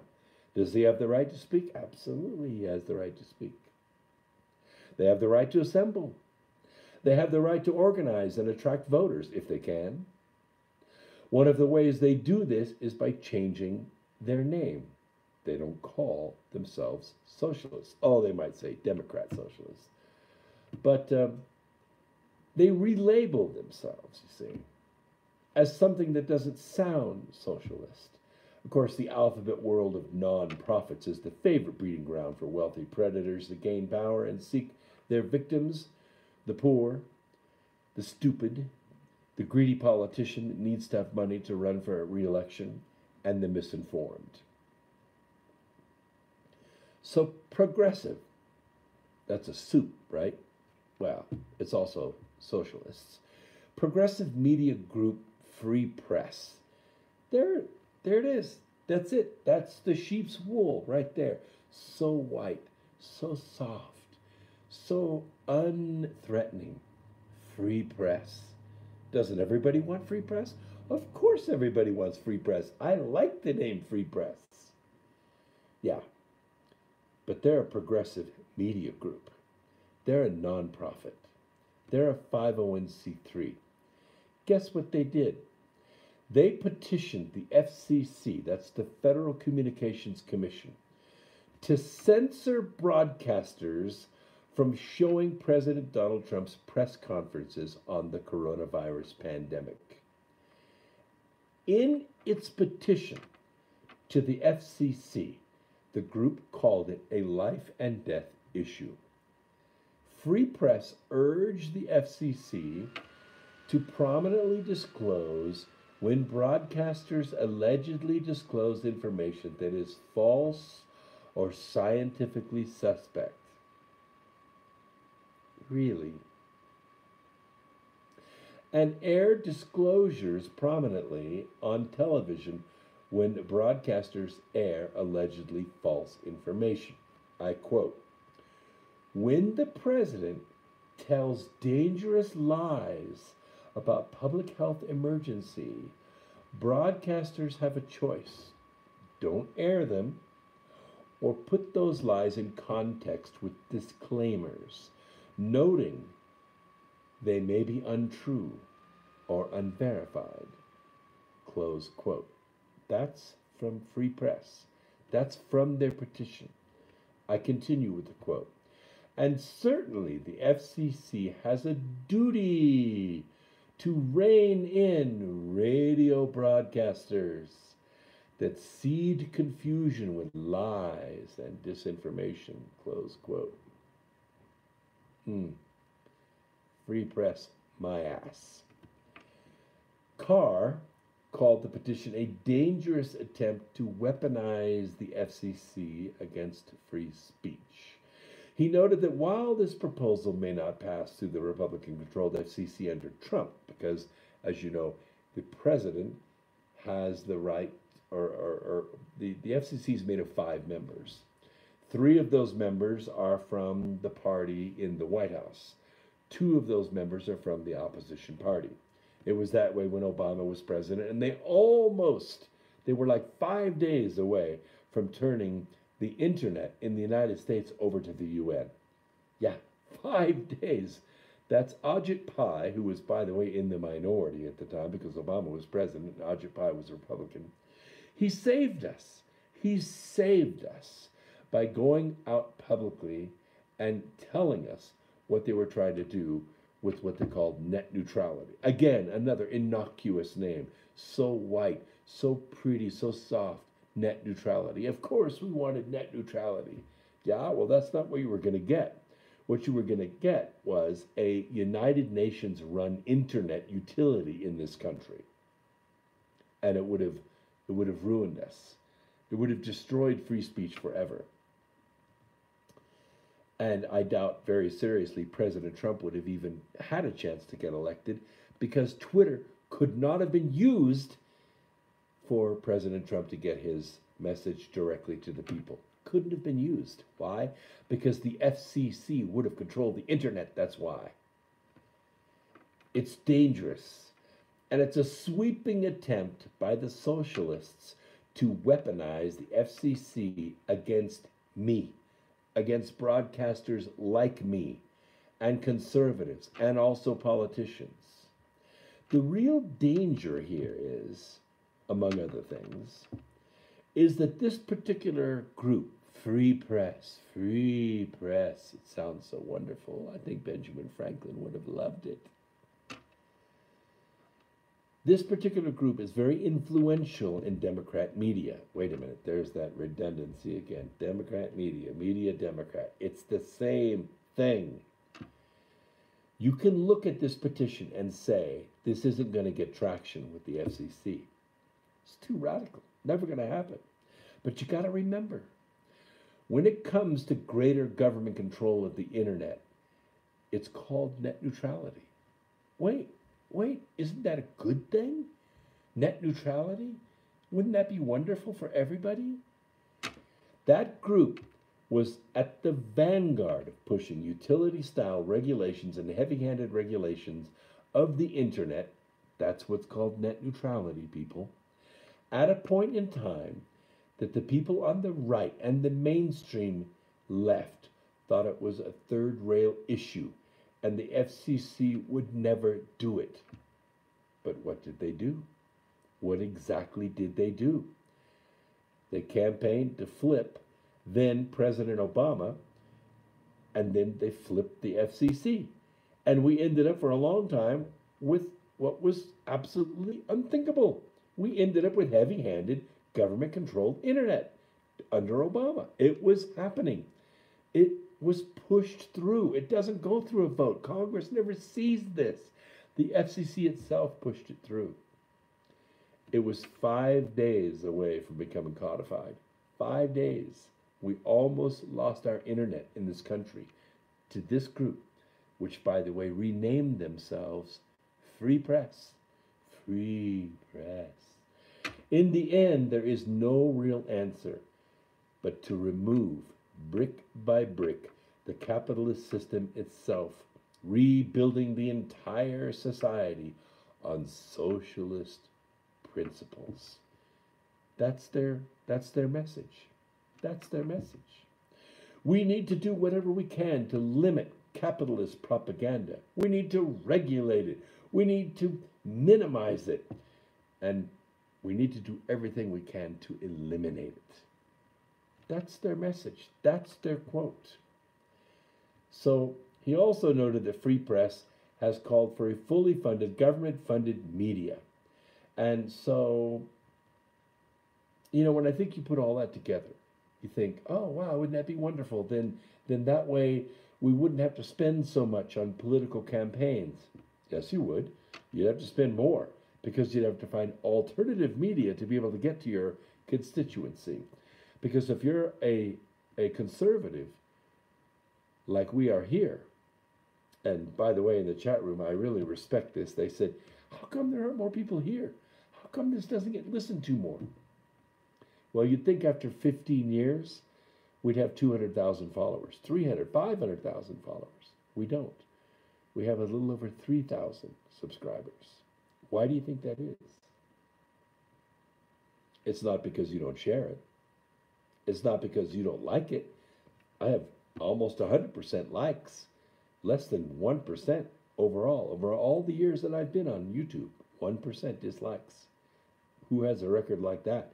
My mix is 46 male, or 46 female, and 54 male. That's about as even as you can get, folks. I have the best demographics in the whole freaking whole freaking world as far as media goes. Why do you think it is? There can be only one reason. This effort right here. This is part of the broader left. They have to take advantage of this pandemic to press their extreme agenda. We're seeing it here with this petition. This is fresh stuff. Did you hear this in the news? No, you didn't. That's why you listen to this program. because we bring you this stuff so you can stay informed, so you know what's going on. The FCC is going to shut down free speech. They're going to shut down broadcasters like me, like Truth Frequency News, like Revolution Radio, like uh, uh, Blaze Radio. They're going to shut them all down. Why? Because it doesn't fit their orthodoxy. And we're seeing it with this push for the Green New Deal through the coronavirus practices. Face it, if you can't get climate change to capture the money, then you have to use a pandemic. Why not? Let's take a quick break. See you at the top of the hour. Don't go away. We'll be right back.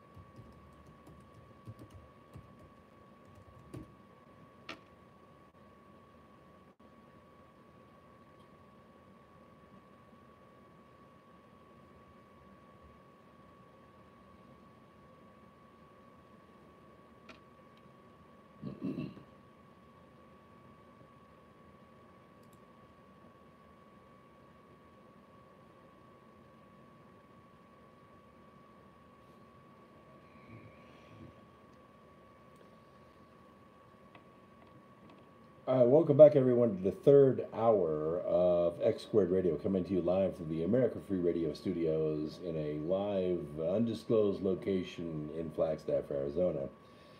Don't leave because in the next half hour, I'm going to give my Palm Sunday message. It's important that you have this because we're entering what the Catholic religion calls Holy Week. Many religions kind of follow this. It's a big deal. This is the day, traditionally, that Jesus entered into Jerusalem on a Sunday called Palm Sunday. And a lot of amazing things happened. A lot of amazing things were written into the record of humanity during the next 7 days. They're important that we pay attention to them. And I'm going to cover this from a spiritual point of view, not a religious point of view. It might sound a little preachy to you, but it's just because maybe you're having an allergic reaction to the frequency. But just bear me out, okay? Couple more news stories, and then I will get into that. So don't duck out early. Hang in there to the very end. I promise you, it's powerful. And I do this every year, and it has become a tradition at this program. Many millions of people all around the world have heard this story, and it is necessary that you understand this because you may need it to get through what we're going through right now, individually, as a family, as a community, and as a nation. So let's talk a little bit about some space news.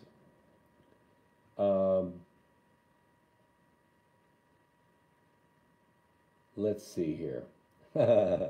This is a good story. Ships at sea, I call it. You'd think the last place that you want to be right now is on a cruise ship.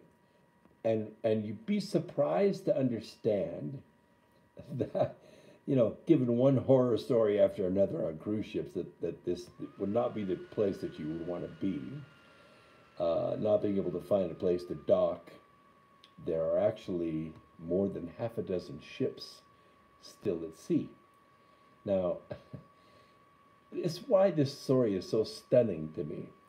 It's stunning to learn that there are at least half a dozen big cruise ships that are still out there at sea with passengers and crew aboard. And they're navigating lengthy trips back to port, according to Bloomberg News.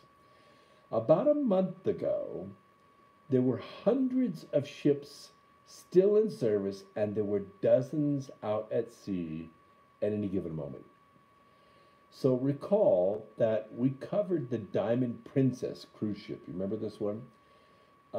This was a ship where 700 of its 3,000 passengers eventually tested positive for the coronavirus. 8 of those passengers actually ended up dying. This was a really serious story. Well, about a month later, here we are. The Grand Princess cruise ship was struck with coronavirus with 21 of its 3,533 passengers testing positive for the virus. The ship was held off the coast of San Francisco, you remember this, while testing was conducted. By the way, I do have a $2 contribution from H8 Machine. Actually, it's £2. He says, hello, best wishes and greetings from Germany. Thank you so much. It's so wonderful for me to know this is a global radio program here, but it's wonderful to know that we have people all over the world that are listening, and it's not early in Germany. It's quite late. They're about 5 hours later than we are here. So last week, Carnival Corps' MS Zandam was forced to dock in Fort Lauderdale. Remember that? 193 people sick, 1,829 people on board. So cruise companies have actually been forced to suspend operations with companies like Carnival and Royal Caribbean, seeing their stocks get decimated over the last month. It might be a good time to actually buy stocks in those companies because they're very cash heavy. They just don't have any cash flow right now, but they will. They will. The president even requested a Carnival Cruise, Royal Caribbean, Norwegian Cruise Line, MSC Cruises halt outbound travel for 30 days. And while the number of ships at sea has dropped off dramatically, It hasn't gone to zero. Nope.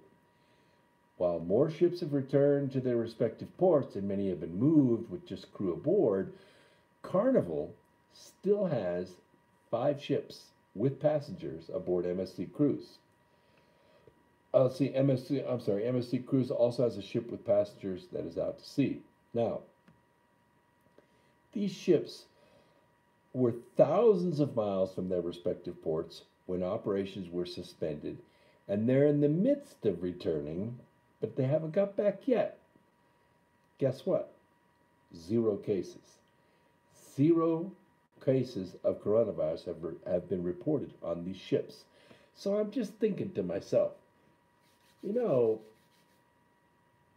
if I was going to be in quarantine, wouldn't the best place in the world to be quarantined be on a cruise ship with all you can eat, all you can drink, entertainment, pool, everything, and 3,000 of your closest friends in an environment totally isolated from the rest of the world? I mean, wouldn't that be like an ark? You're out there having fun, cruising around the ocean, having the time of your lives, and there's not a single solitary molecule of coronavirus on that ship. Nothing. Kind of interesting. Just wait till they get a load of this when they dock. By the way, what would you do if you were on that ship? Would you go to the captain and say, so how much fuel do you have? How long can we stay out here? Can we stay another month? Can we get a helicopter to bring in supplies to us and maybe from a virus-free zone? And can we just keep on partying? Just a thought. It's just a thought. The truth is, the only way through any pandemic is for 100% of the population to be infected. It's the only way. And I think we're at a turning point, and I think everyone is now kind of acting to stop the spread, and I think it's working. I've made the statement a little while ago that Easter Sunday, I think there won't be an active pocket of coronavirus in the United States. Oh, I know all the experts are saying we're still a couple weeks away from this thing cresting and peaking. But see, there's a couple things, variables in the statistics that make a difference. Yeah, that's right. Kathleen Perez in the chat room says they are now calling it a plandemic. It's true. Yeah, I mean, it is definitely a marketing job, because as bad as the disease is, and I really don't like it when even one person dies from a cause that we know about, but it's not a pandemic. It really isn't a pandemic. It's a badass flu, but the real way to end a pandemic is for 100% of the population, or a herd of it, to be infected. Because then we create the antibodies and we can't get it again. We are the cure. We always have been. We always have been the cure. So to disrupt a planet over this was not the act of the World Health Organization. I mean, the CDC always rings the bell, always. But do people react this way? No. They just go about their business. You get the flu, you don't get the flu. You get the flu, sometimes you're in a weakened condition, you have a compromised immune system, and you could die from it. Okay, people do. People do. It's part of being mortal. But do we stop the world because of a disease like this? Oh, we always planned to, but we thought it was going to be a zombie apocalypse, right? We thought it was going to be Ebola. We thought it was going to be something like, our arms fall off or blood comes out of our eyes, but this is not that. This is not that disease. It just isn't that disease. And yet, there it is, flashing at the bottom of the screen all day long. Pandemic, pandemic. We don't even say the two words apart anymore. Coronavirus, pandemic. No. Coronavirus, pandemic. It's all together now. It's part of the marketing plan. plandemic, exactly as she said. So it is not a hoax. The disease itself is not a hoax. What is a hoax is the lockdown of everything. The way the media talks about this disease, you would think you catch it and your head falls off. You catch it and you instantly die. That is just not the case. In fact, 98.5% of the people think it's barely worse than the common cold, which it is the same virus as the common cold. It's just been hyped up with something. So we want to move away from this. And I think we are going to move away from this. The coronavirus pandemic has left most of the world's major cities, including London, New York, and others, virtually empty. Go out, go look for yourself. Go to Phoenix, go to LA. Look around downtown. It's a ghost town. It's a ghost town. Now, there are some really strange effects that we've seen because of this. It's having one that's very surprising, though, on the planet that we just never expected. Did you know that Earth has actually stopped vibrating? Yeah.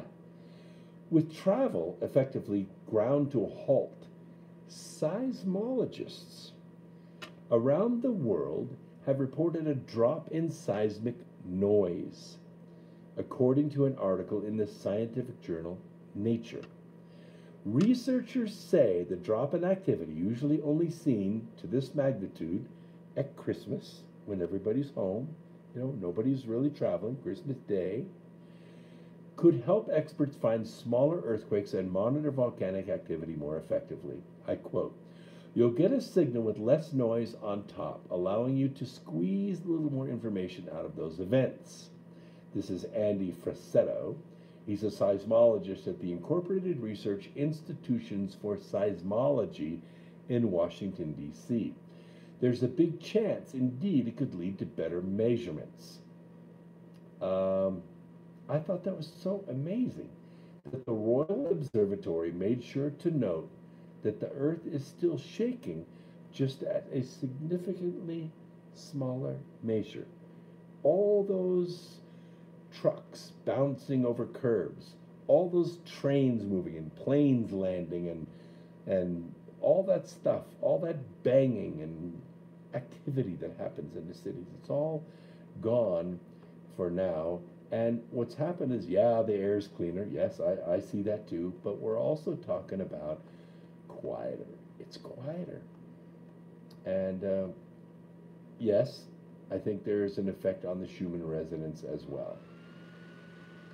So it'll be interesting to see how long we can keep this up. I'm just reading in the chat room. If you look up ICTV, according to Patriot in the chat room, I just moved so fast. All they do is study viruses and bacteria on their website. On the research bar, type in SARS-CoV-2 and read what they say. Yeah. Yes, better for God to hear our prayers. All right, Kathleen, let's talk about that a little bit. Because we do like to talk about spiritual stuff too. Not so much religious stuff, but spiritual stuff. So, when we talk about what happened on Palm Sunday, there were a lot of strange traditions that go along with this. And I want to dispel some of those, but I also want to make some other things clear.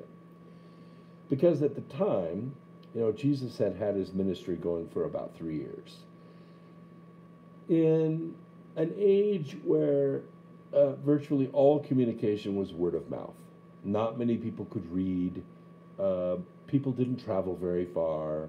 There were caravans that moved around, and that's kind of how rumors and everything would move from city to city. You didn't travel in the desert by yourself because, well, it was then just like it is now. You don't travel by yourself in the desert in Egypt or Iran or Syria by yourself now.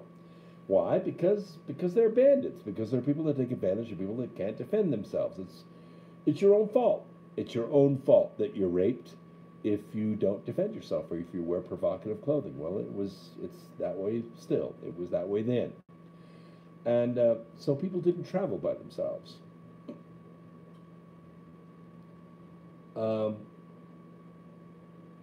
So when Jesus arrived on Sunday in Jerusalem, he was very careful to go in. Oh, there's another 5 pounds. I'll try to read this if I can. H8 machine. You forgot to translate this. Verin der Demokratie. Let's see.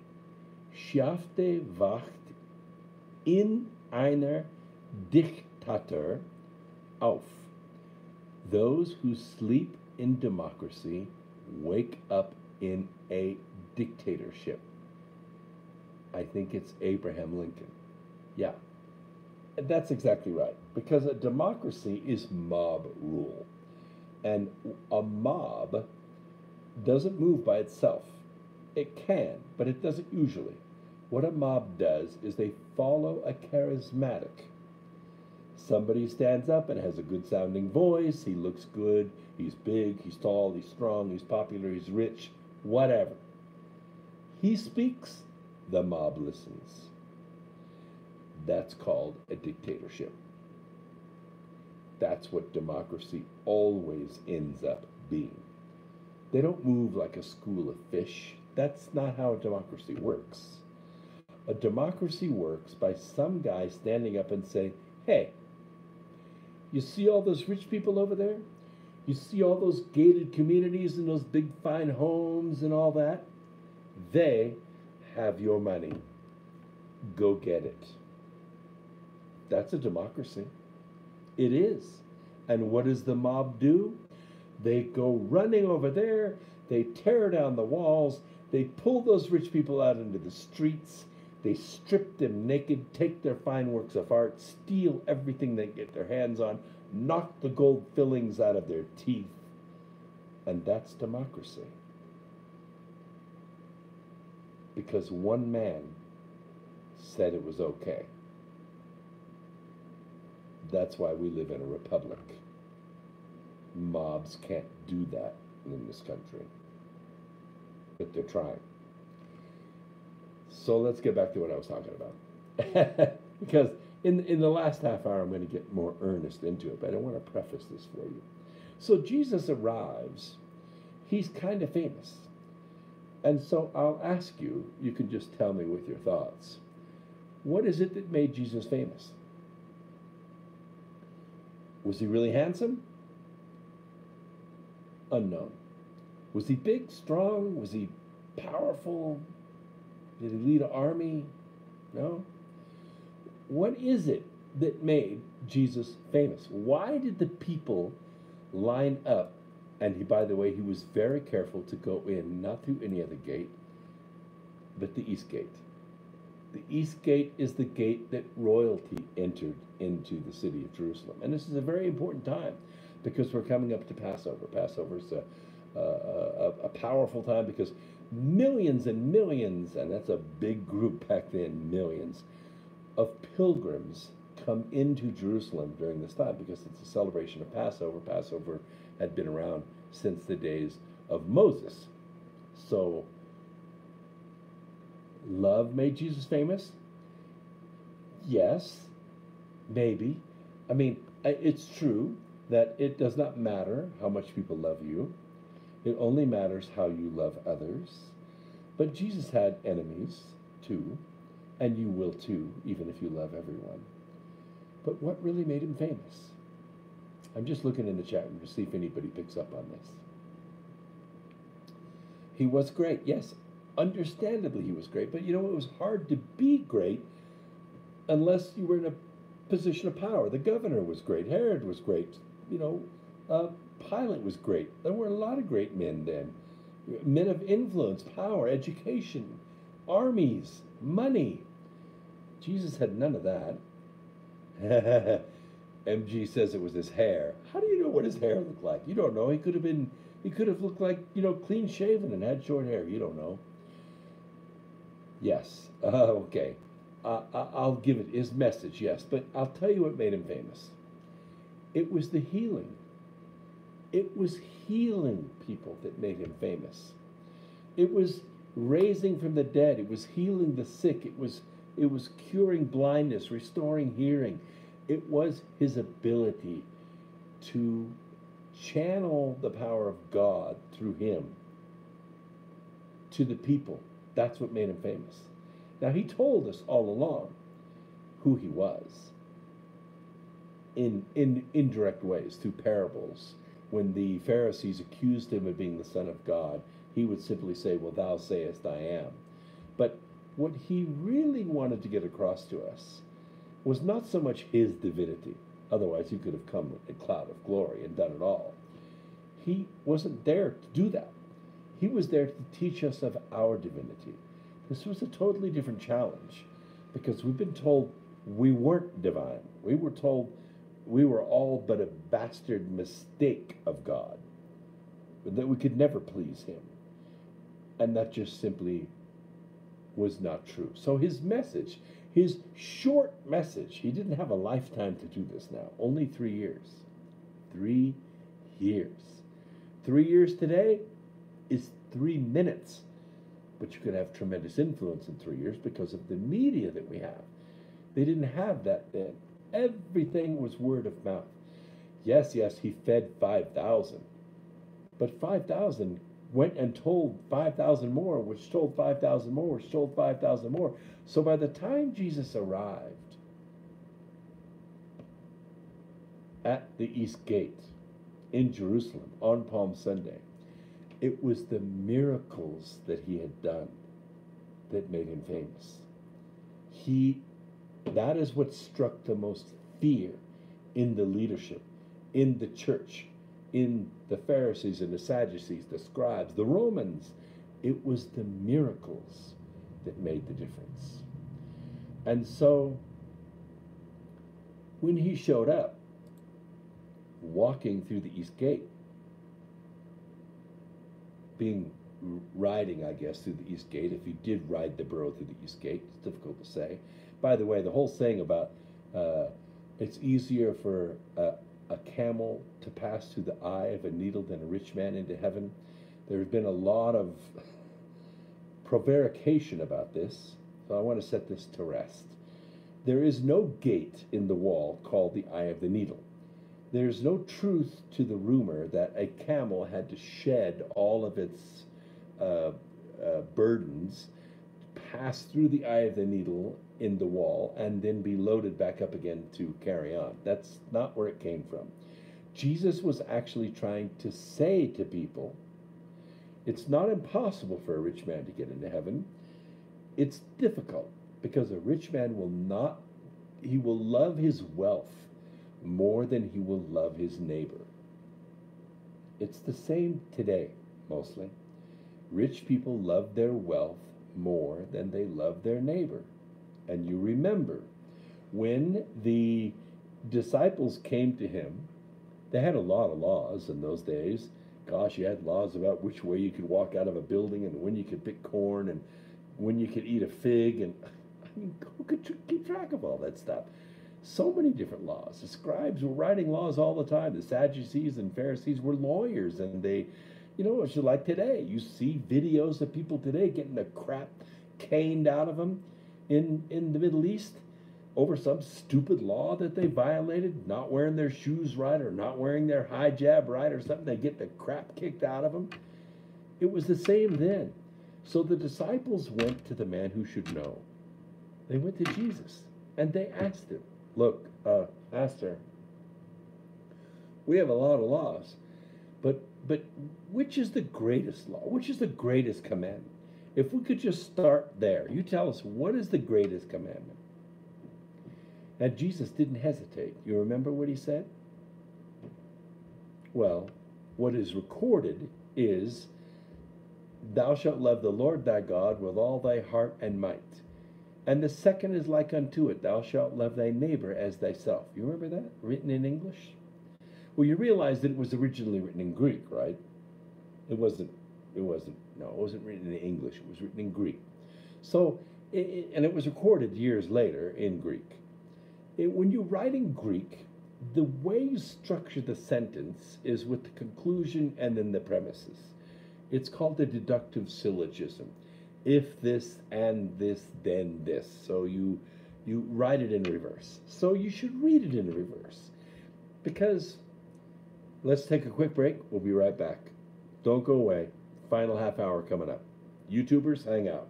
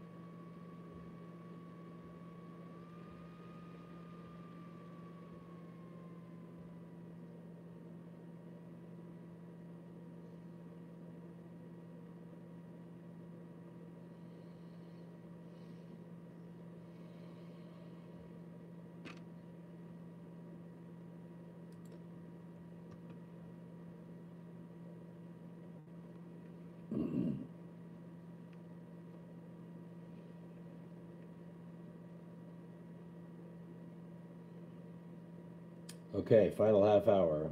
Let's continue with the story. So the disciples asked Jesus, "What is the greatest commandment?" I read it to you in English, or recited to you in English.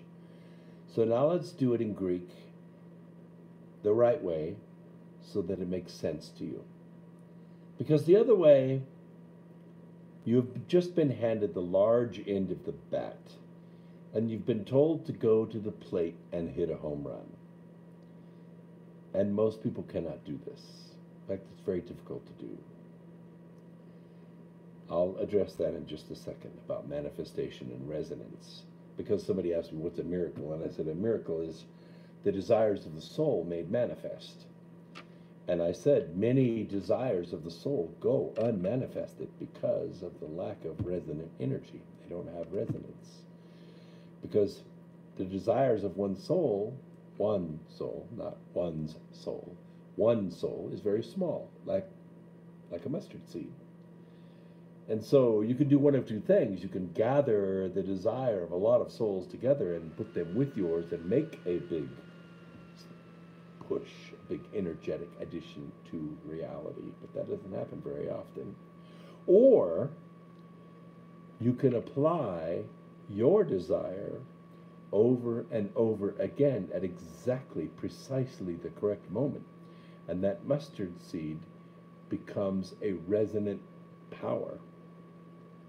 And even though it is just the power of the mustard seed, with resonance, it gets the power of a mountain to be able to move. So let's read this greatest commandment the right way. Thou shalt love thyself, and then thou shalt love thy neighbor as thyself. Because, after all, you can't love your neighbor if you don't love yourself, now can you? And by doing that, you will have the proper frame of mind, the proper mechanism to love God with all thy heart and mind and might. It doesn't work the other way around. People that don't love themselves can't love God. People that don't love themselves cannot love their neighbor as thyself, because they don't know what it is. I don't mean to be self-aggrandizing. I don't mean to be self-inflating. I don't mean to be egocentric and say, I am better than anyone else. That is not what it means. What it means is to love the fact that your soul, is here on this earth in mortal form, and that you have a purpose, and that you are riding that purpose.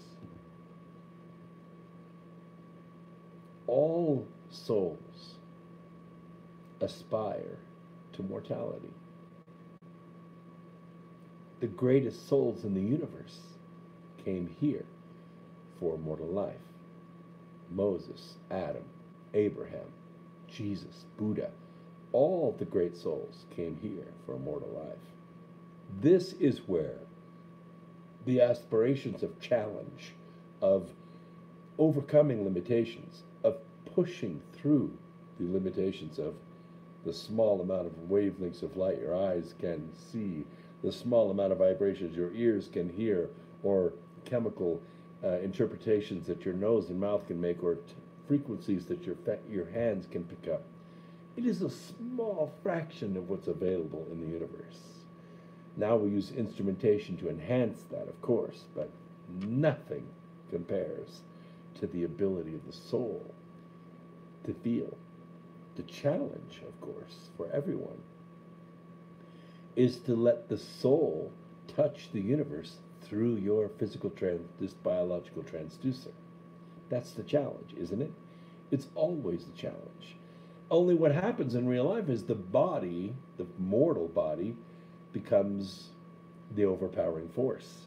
We start thinking about, oh, what do I have and what do I don't have? I make money, I don't make money. I'm powerful, I'm not powerful. I'm rich, I'm not rich. I'm white, I'm not white. We start letting the body tell us who we are.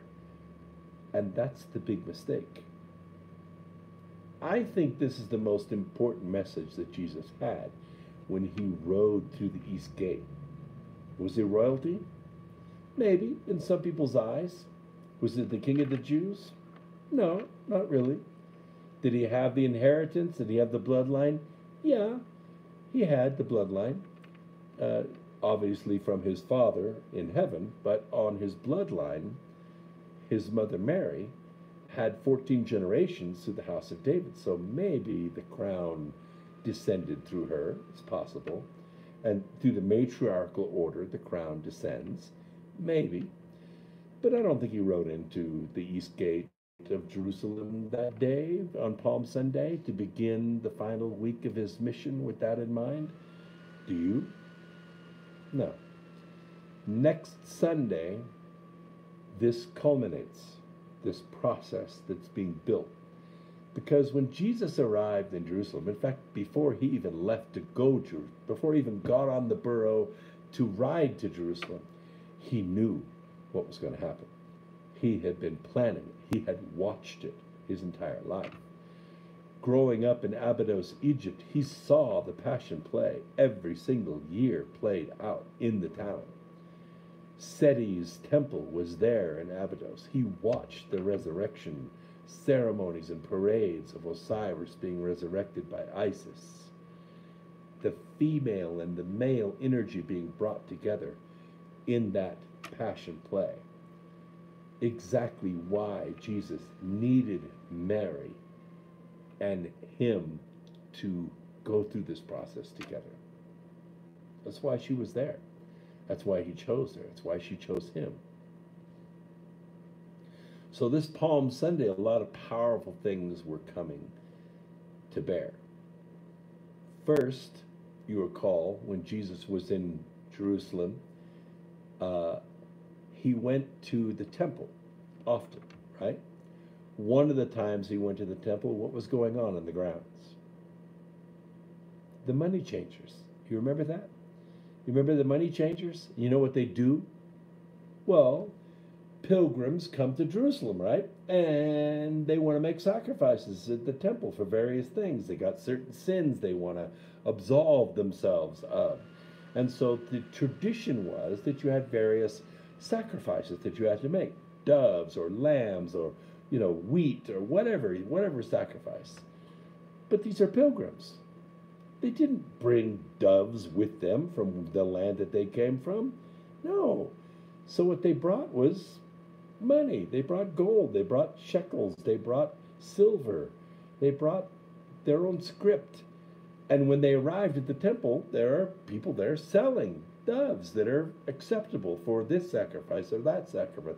You can take it into the temple and the priest will sacrifice it, and the blood of that animal or the wheat that's whatever burned or whatever, that absolves you of your sin. That's why people came.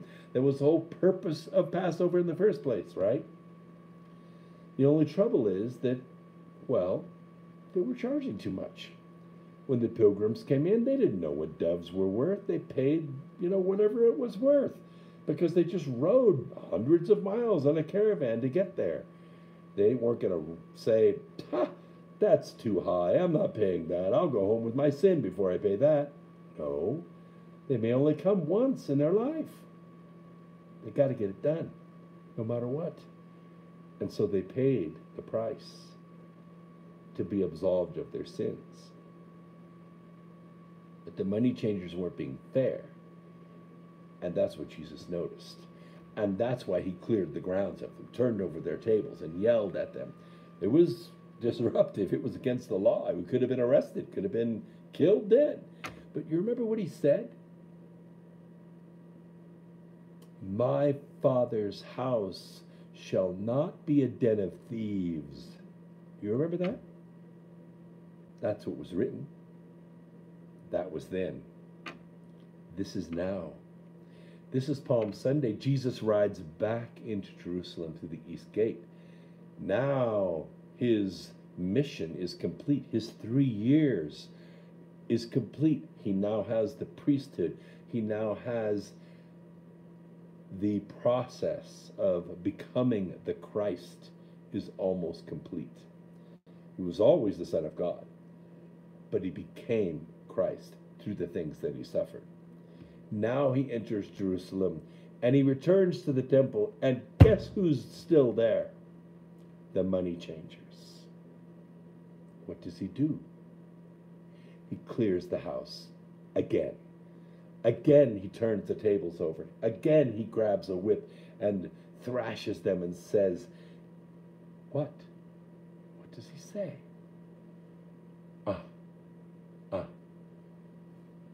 My house shall not be a den of thieves. My house shall not be a den of thieves. He grew. He grew into it. He became the Christ. Palm Sunday is so important because that week, from now until Friday, or now until Thursday, and next Sunday, we're going to talk about this. There are 7 things that Jesus uttered from the cross, but there's a process by which this takes place. I asked somebody today, so when does Passover start? Well, it's 7 days, right? Each day there's a candle for each thing. Thank you very much. Raina Kessinger gave $9.99. Thank you so much. I just can't express to you what this means to have this donation, and I appreciate it very much. Thursday, during the week, what happens is Jesus realizes, Passover's on, so they're going to have a Passover supper. So how many nights does Passover supper take place? Oh, the important one. Yeah, well, it's not any longer one night. It's not just Friday night anymore. Yes. It's all representative of the sacrifice of the lamb. Yes, of course, the lamb's blood is splattered on the altar and thereby absolves the sins of those that participate, that consume the flesh of the lamb. That's true. But you remember, this is Jerusalem, and there are hundreds of thousands of pilgrims there. So they can't do the Last Supper all in one night. It can't be done. There's not enough room in the temple. There's not enough priests to slaughter the lambs. And so they spread it over 2 nights, Thursday night and Friday night, right? Right up to the Sabbath, where it begins in the 9th hour. Jesus decides to go to the first night, right? The Thursday night. So they make the arrangements. They get an upper room, which Jesus knows is already prearranged. They go up and they wait for the meat to be delivered from the temple, because, as you know, all these lambs have to be prepared in the temple. You don't just go buy a lamb and fix it in your own kitchen. That's not the way it's done. No, the lamb has to be prepared by priests. It has to be done on the temple grounds. There's only so much room. There's only so many ways to do this. It's prepared, and then it's sent out through the city by couriers to all the areas. So it's taken to the upper room, and it's consumed as the Last Supper. A lot of things happen that night. There are 12 apostles there, right? So they have the Last Supper. Everything is done. Jesus explains to them what they're doing, that they're consuming his flesh, that they're drinking his blood. He explains to them that the importance of the lamb. He explains to them the purpose of the Passover, why they've been doing this since the days of Moses, is to prepare them for this day. Because this day, this Thursday and Friday through Sunday, next Sunday, I'll explain it to you next Sunday, something is going to be written in the record that's never been there before, not for this world. Something is going to be written in the record. We call it the Akashic record if you want to. But something that has been pre-planned, has been done on many worlds, is going to be done on this world by the perfect human, the perfect sacrifice. And so after the supper is over, what do? Well, they leave all together, and they go climb the hill. If you've ever been to Jerusalem, it's a little bit of a walk, but you walk up the hill to the Garden of Gethsemane. It's a lot of olive trees, and there it's kind of open in the outside, and then it gets more dense and then more dense. So in the outer part of the garden area, they call it the Garden of Gethsemane, uh, there are now only 11 apostles because one has left, has he not? Judas. Judas, very brilliant apostle, very smart, understood the nuances of the politics of everything. But he was afraid, and he betrayed Jesus. So he leaves early, after the Last Supper. So you understand that he has really taken this sin to a new level, and probably a son of perdition because of it. The 11 go up the hill, and they get to the outer part, and 8 of the apostles are set out. You guys stay here. You 8 stay here. Peter, James, and John, you come with me. And so they continue further into the garden. Jesus knows what's going to happen, and so he's setting up his perimeter, and he's taking his inner circle, his ones that hold the higher priesthood, the Melchizedek priesthood. They've been on the Mount of Transfiguration with him, so they've been through this higher level of exposure to the Spirit of God. And he takes them into the inner part of the garden, and then he sets them, and he says, look, I just stay here and pray. Just pray. Now, they've had a big supper, they've had a long walk, it's a long night. And so the body overtakes the spirit, and they fall asleep. But Jesus goes further into the garden to pray. Now, a lot of people don't realize the power of what happened while Jesus was alone in the deepest part of the garden. But the sins of the world began to be settled upon him. Oh, he could feel it. He knew it was coming, but he didn't exactly know what to expect. Because a part of the way through it, he began to feel a tremendous amount of physical pain. And even the angels could not relieve this pain for him. There was no way, because it's painful to take upon the sins of the world. And yes, he probably said, if it's possible, take this cup away from me, but nevertheless, thy will be done. And that what was done. And so he got up and went out to the 3 and woke them up again and said, look, I really do need you to pray with me. I need some help on this. So you guys stay awake and pray. I'm going to go back in. More of the sins of the world settled upon him. So much so that drops of blood came through the pores of his skin. Now, it has happened that humans have had this much pain before, but they died from it. Jesus didn't die. He bore it. He bore it, and it didn't go away. He carried it with him. Finally, he comes out, and who does he see coming up the trail but a line of torches? And he knows what's about to happen. Now, there's something amazing here that you don't realize. But when the guards arrived, it's dark. There's no lights in the garden. It's not lit up. I mean, yeah, there's a full moon, but it's not like that. Not like that. Not enough to light up and recognize people. It's a dark sky event.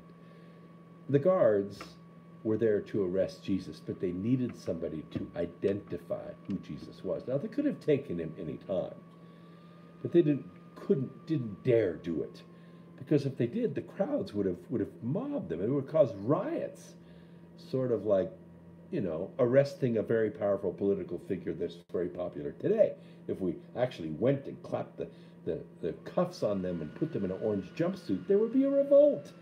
People would revolt because they have followers. They're charismatics. They have zealots that follow them.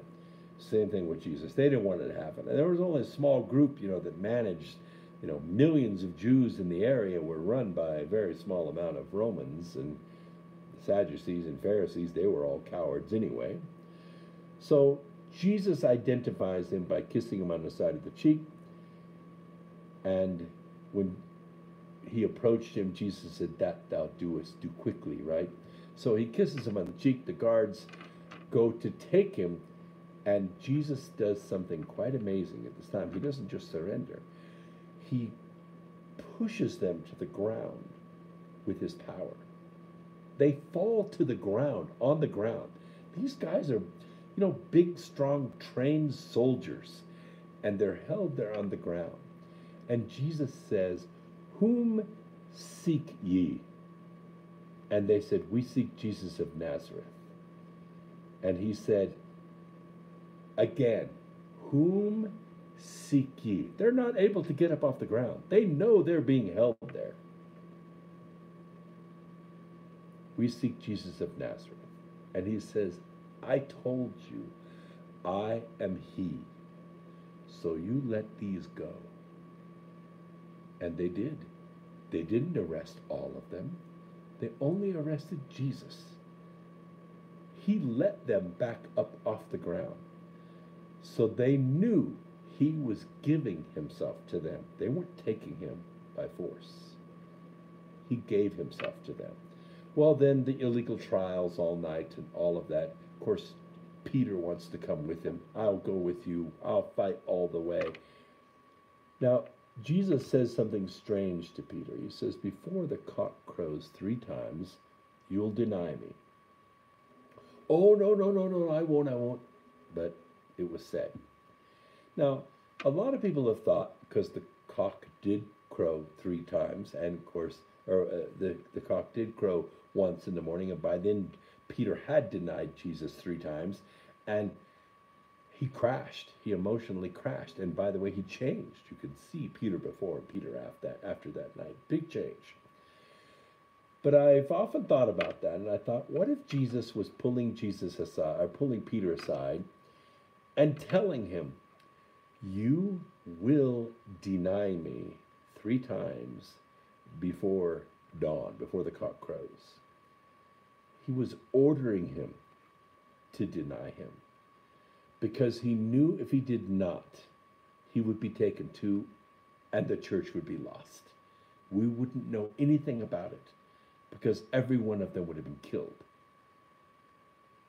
But Jesus ordered him to deny him 3 times. Just a perspective. By the way, thank you so much. Hallelujah, Jesus.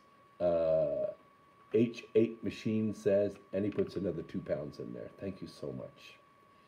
I just want to tell you that very powerful things were going on at this time. All this trial was illegal. Jesus didn't have an advocate. It was illegal to try people at night. All these laws were broken. So the next morning, Jesus has been up all night. He's still carrying the sins of the world upon him. He's been slapped. He's been spat upon. He's been accused. He stood there in silence, and they take him before the governor, Pontius Pilate. Now, Pontius has had some strange experiences too, because his wife has had very powerful feelings about this, and she comes to him and she says, "This man has done no wrong. Don't you harm him." So, tradition has it, during Passover, the Romans like to keep the peace, and so they have a tradition that they're able to free a prisoner on Passover. They could free a prisoner on Passover as an act of magnanimity by the state. And so Pontius Pilate designs in his heart, I know what I'll do. I'll get out of doing this, killing him the way the Pharisees want me to kill him. I will scourge him. I'll scourge him. I'll whip him publicly, and this certainly will make people's hearts tender, and then we'll just turn him loose and send him on his merry way. Because actually, I don't want to kill him, because it'll cause big problems with the people. And so he has Jesus whipped. But you recall that before this happens, Pontius Pilate designs that he will trick the public into freeing him. And so he goes to the prisons and he gets a terrorist. This guy is violent. He stabs people. He beats people up. He's loud. He's brash. He's a violent person. No way the community wants this guy out in the public. It's like an MS-13 guy named Barabbas. And he brings Barabbas out and he says, "So let's have a choice here. I give you the opportunity to free one of these prisoners. Shall it be Barabbas or shall it be Jesus?" Pontius Pilate is going, "Well, I mean, this guy's standing all here in white. He's a big healer. Everybody loves him. They'll free him. We'll put Barabbas back in jail, and everything will be great. But Pontius Pilate did not take into consideration the fact that the Pharisees were interspersed throughout the crowd. I gotta check my time here. See you next Sunday. Don't go away, because this is gonna be great. More X Squared Radio next week.